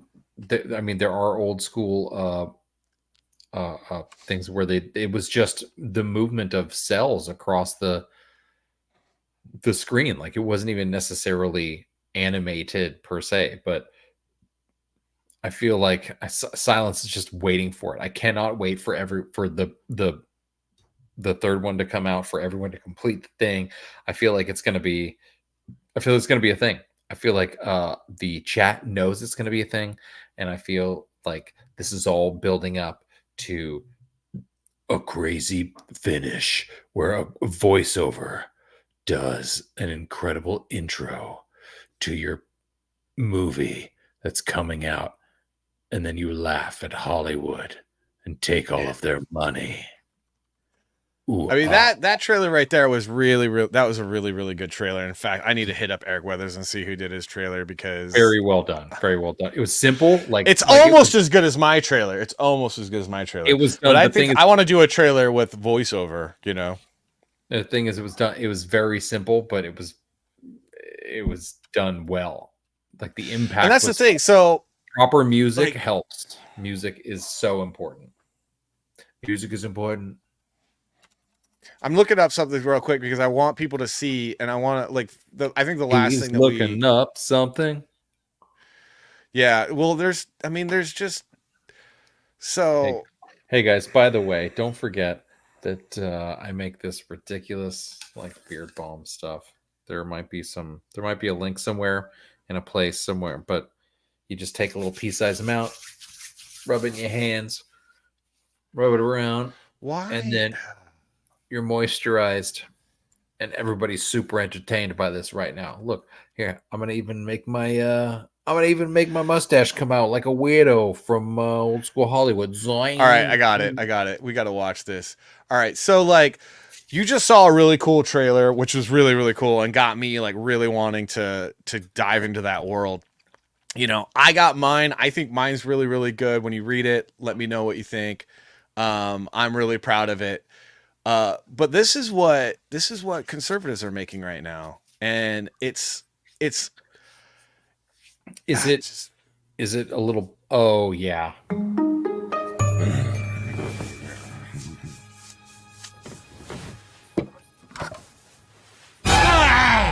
What's that? Progress. So this is flat conservatives trying to be satirical and not knowing the nuance of satire and just hitting you over the head with boomer in your face. You're supposed to laugh? Rainbow can. See, we're making fun of Bud Light. Ooh. This is the perfect example of what you were saying earlier about not understanding satire. So Andrew Campbell, I have actually had a deal with my IP. It is a bit of a game. It just depends. You potentially can lose your creative control of the IP. It just depends on your what kind of agent you do, what kind of what kind of deal you can make, and who's attached to it that can kind of help protect it. Oftentimes, companies are trying to jack IP. I will be all totally most what I've discovered and what I've been learning is companies like Daily Wire and stuff are more likely to steal your IP than left-wing Hollywood studios are. And I mean by steal is completely get control and not give you any money for it. Let's keep watching. It's the new norm. The new norm ain't the same as the old norm. Okay, so we did AI music, but it's just the two of us. What's your excuse with the budget? Okay. I'm the old norm. I want normal beer. Hey, forget about it. So who wrote this? Warning. Perimeter reached. Ugh. It's your fault I got house arrest. You're the one who threatened the school board. The laugh track so that you know where the jokes are? It never stops though. The laugh track is ha ha ha. It is so cringe. It is so cringe, dude. Because okay, let's just I don't even believe know. how It's 3 effing minutes. Okay, let's just move. No, let's just go pieces and parts.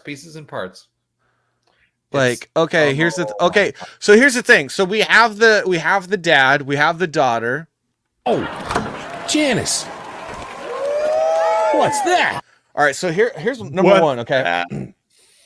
So this is supposedly written by conservatives or whatever, and they're already emasculating the dad by making the wife taller. This is the visual stuff that you shouldn't be doing and you don't think about because you're trying to, it's so freaking cringe. And then the dad has no control over his home. So you're all about traditional values and this and that, but you still can't help do what the left does by completely emasculating the father in a worse way than how Married with Children ever did, and the dad is again the butt of the jokes. The conservatives always complain the dad's always the butt of the jokes in everything, and it's so then you do the dad is the butt of the jokes of everything, and then you make him so he's exactly the exact same character that's in every show. Warning, offensive. Actually, that is one of my pronouns. Okay. Oh my god. Also they, them, and me. You're non-binary? How do you know? I can't. I can't. Okay, so then we'll just keep nobody going. is. I mean the fraction we have okay. Fraction of the population that's like, oh my god, you're not binary. And this is how this kind of stuff gets made. Is like they pitch this to people like Larry Elder, and he's like, you know, his ego can't help it, and he's like, yeah, I want to be in it. Racist. Charlie, finally, someone normal. I don't understand. You're black. Did that just Black Whisper? You're his friend? And boss?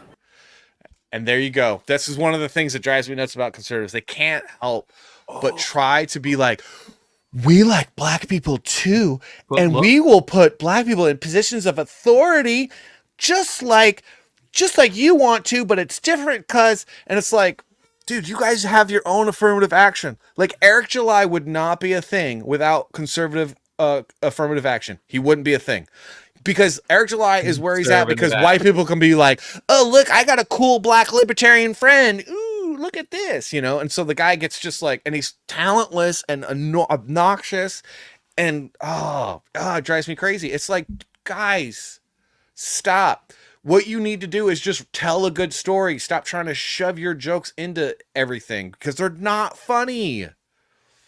Speaking of, when you coming back to the trophy shop? As soon as I get rid of this, which means I gotta take in that? Offensive. Chaz is here. Offensive. I just can't. And then we're gonna have a robot that points out when everything's offensive because how ridiculous is that, right? Right. Okay. And then here, this is another terrible scene. I come here to get away from woke. Trouble at home? Oh, my boy. And then you can't even get the line weight consistent. Like, what's going on with the art, so dude? Far in front of him, like, what in the world is that? Like, was this animated by two different people? And then I don't know what's going on. It looks like different, like 3 or 4 different cells, like multiple. It's like, what are you even doing? Like this, whatever it calls them. Self now is thinking about transitioning. So he's got a kid. He has a kid that is thinking about transitioning. So again, the fathers are weak. The fathers aren't loving. The fathers are cringe. And then they're losers. And so you're doing the same exact. It's like you can't make the dad like you know what you could do? You could do a Daddy Dearest sitcom, animated, and it would tell a good story. Maybe focus on a good story. Focus on positive characters. But you're doing the same exact thing that the left does by denigrating the family. But it's different because you're doing anti-woke cringe jokes that are just. And he's got it, and he's wearing both of the old school Redskins things, so to signal that, like, oh no, I'm still old school. I still am into Redskins. I'm still into saying that, and that's how, like, you know, to show that, like, I'm a based older guy. Yeah, you know? You're like, it's Reggie. It's just so bad, dude.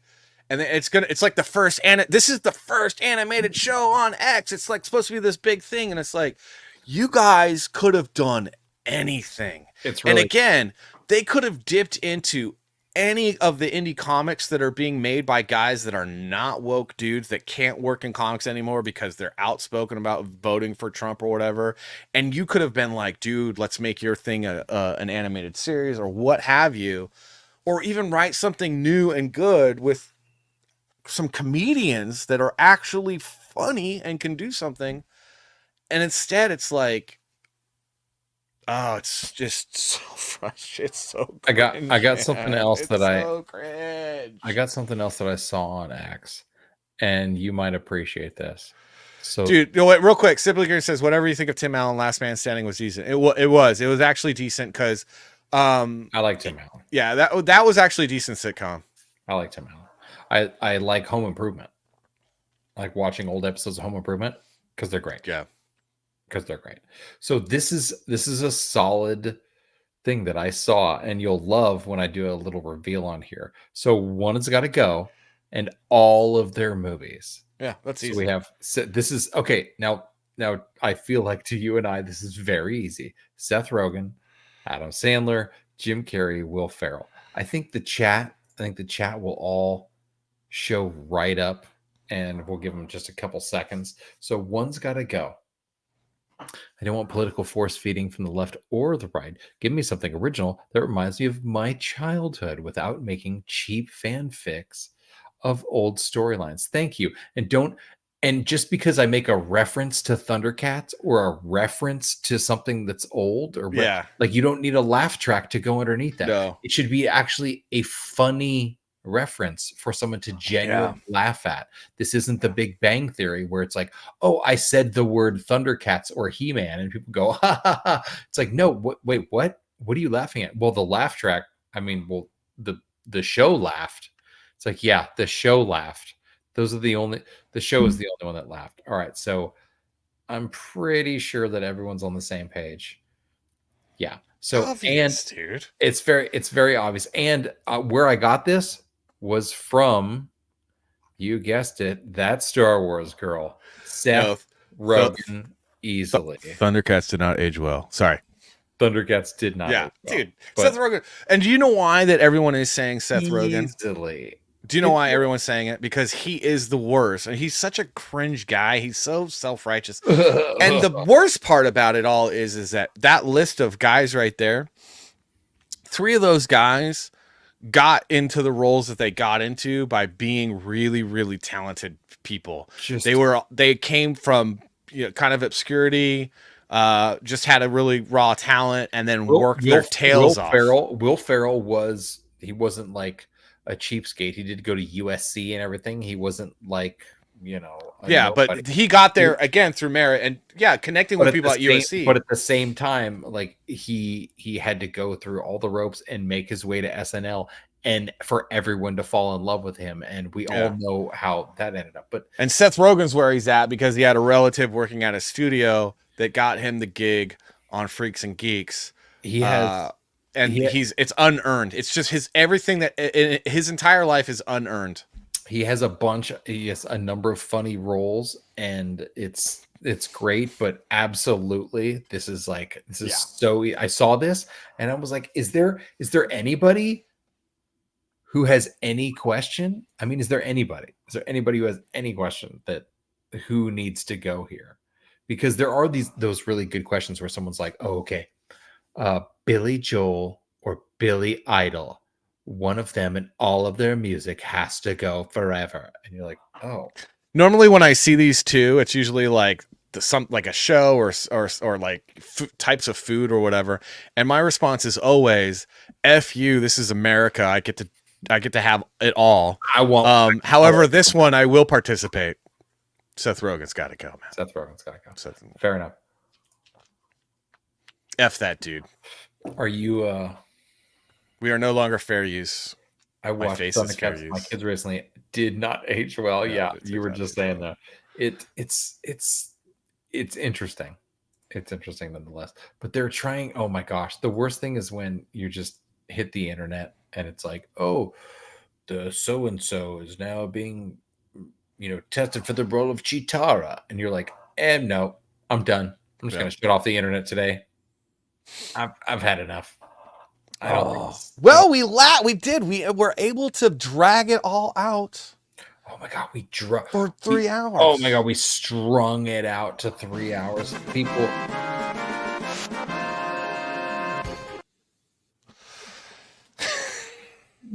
Name that video game. Oh, come on. Many hours lost to that time vampire. Many hours lost to that time vampire.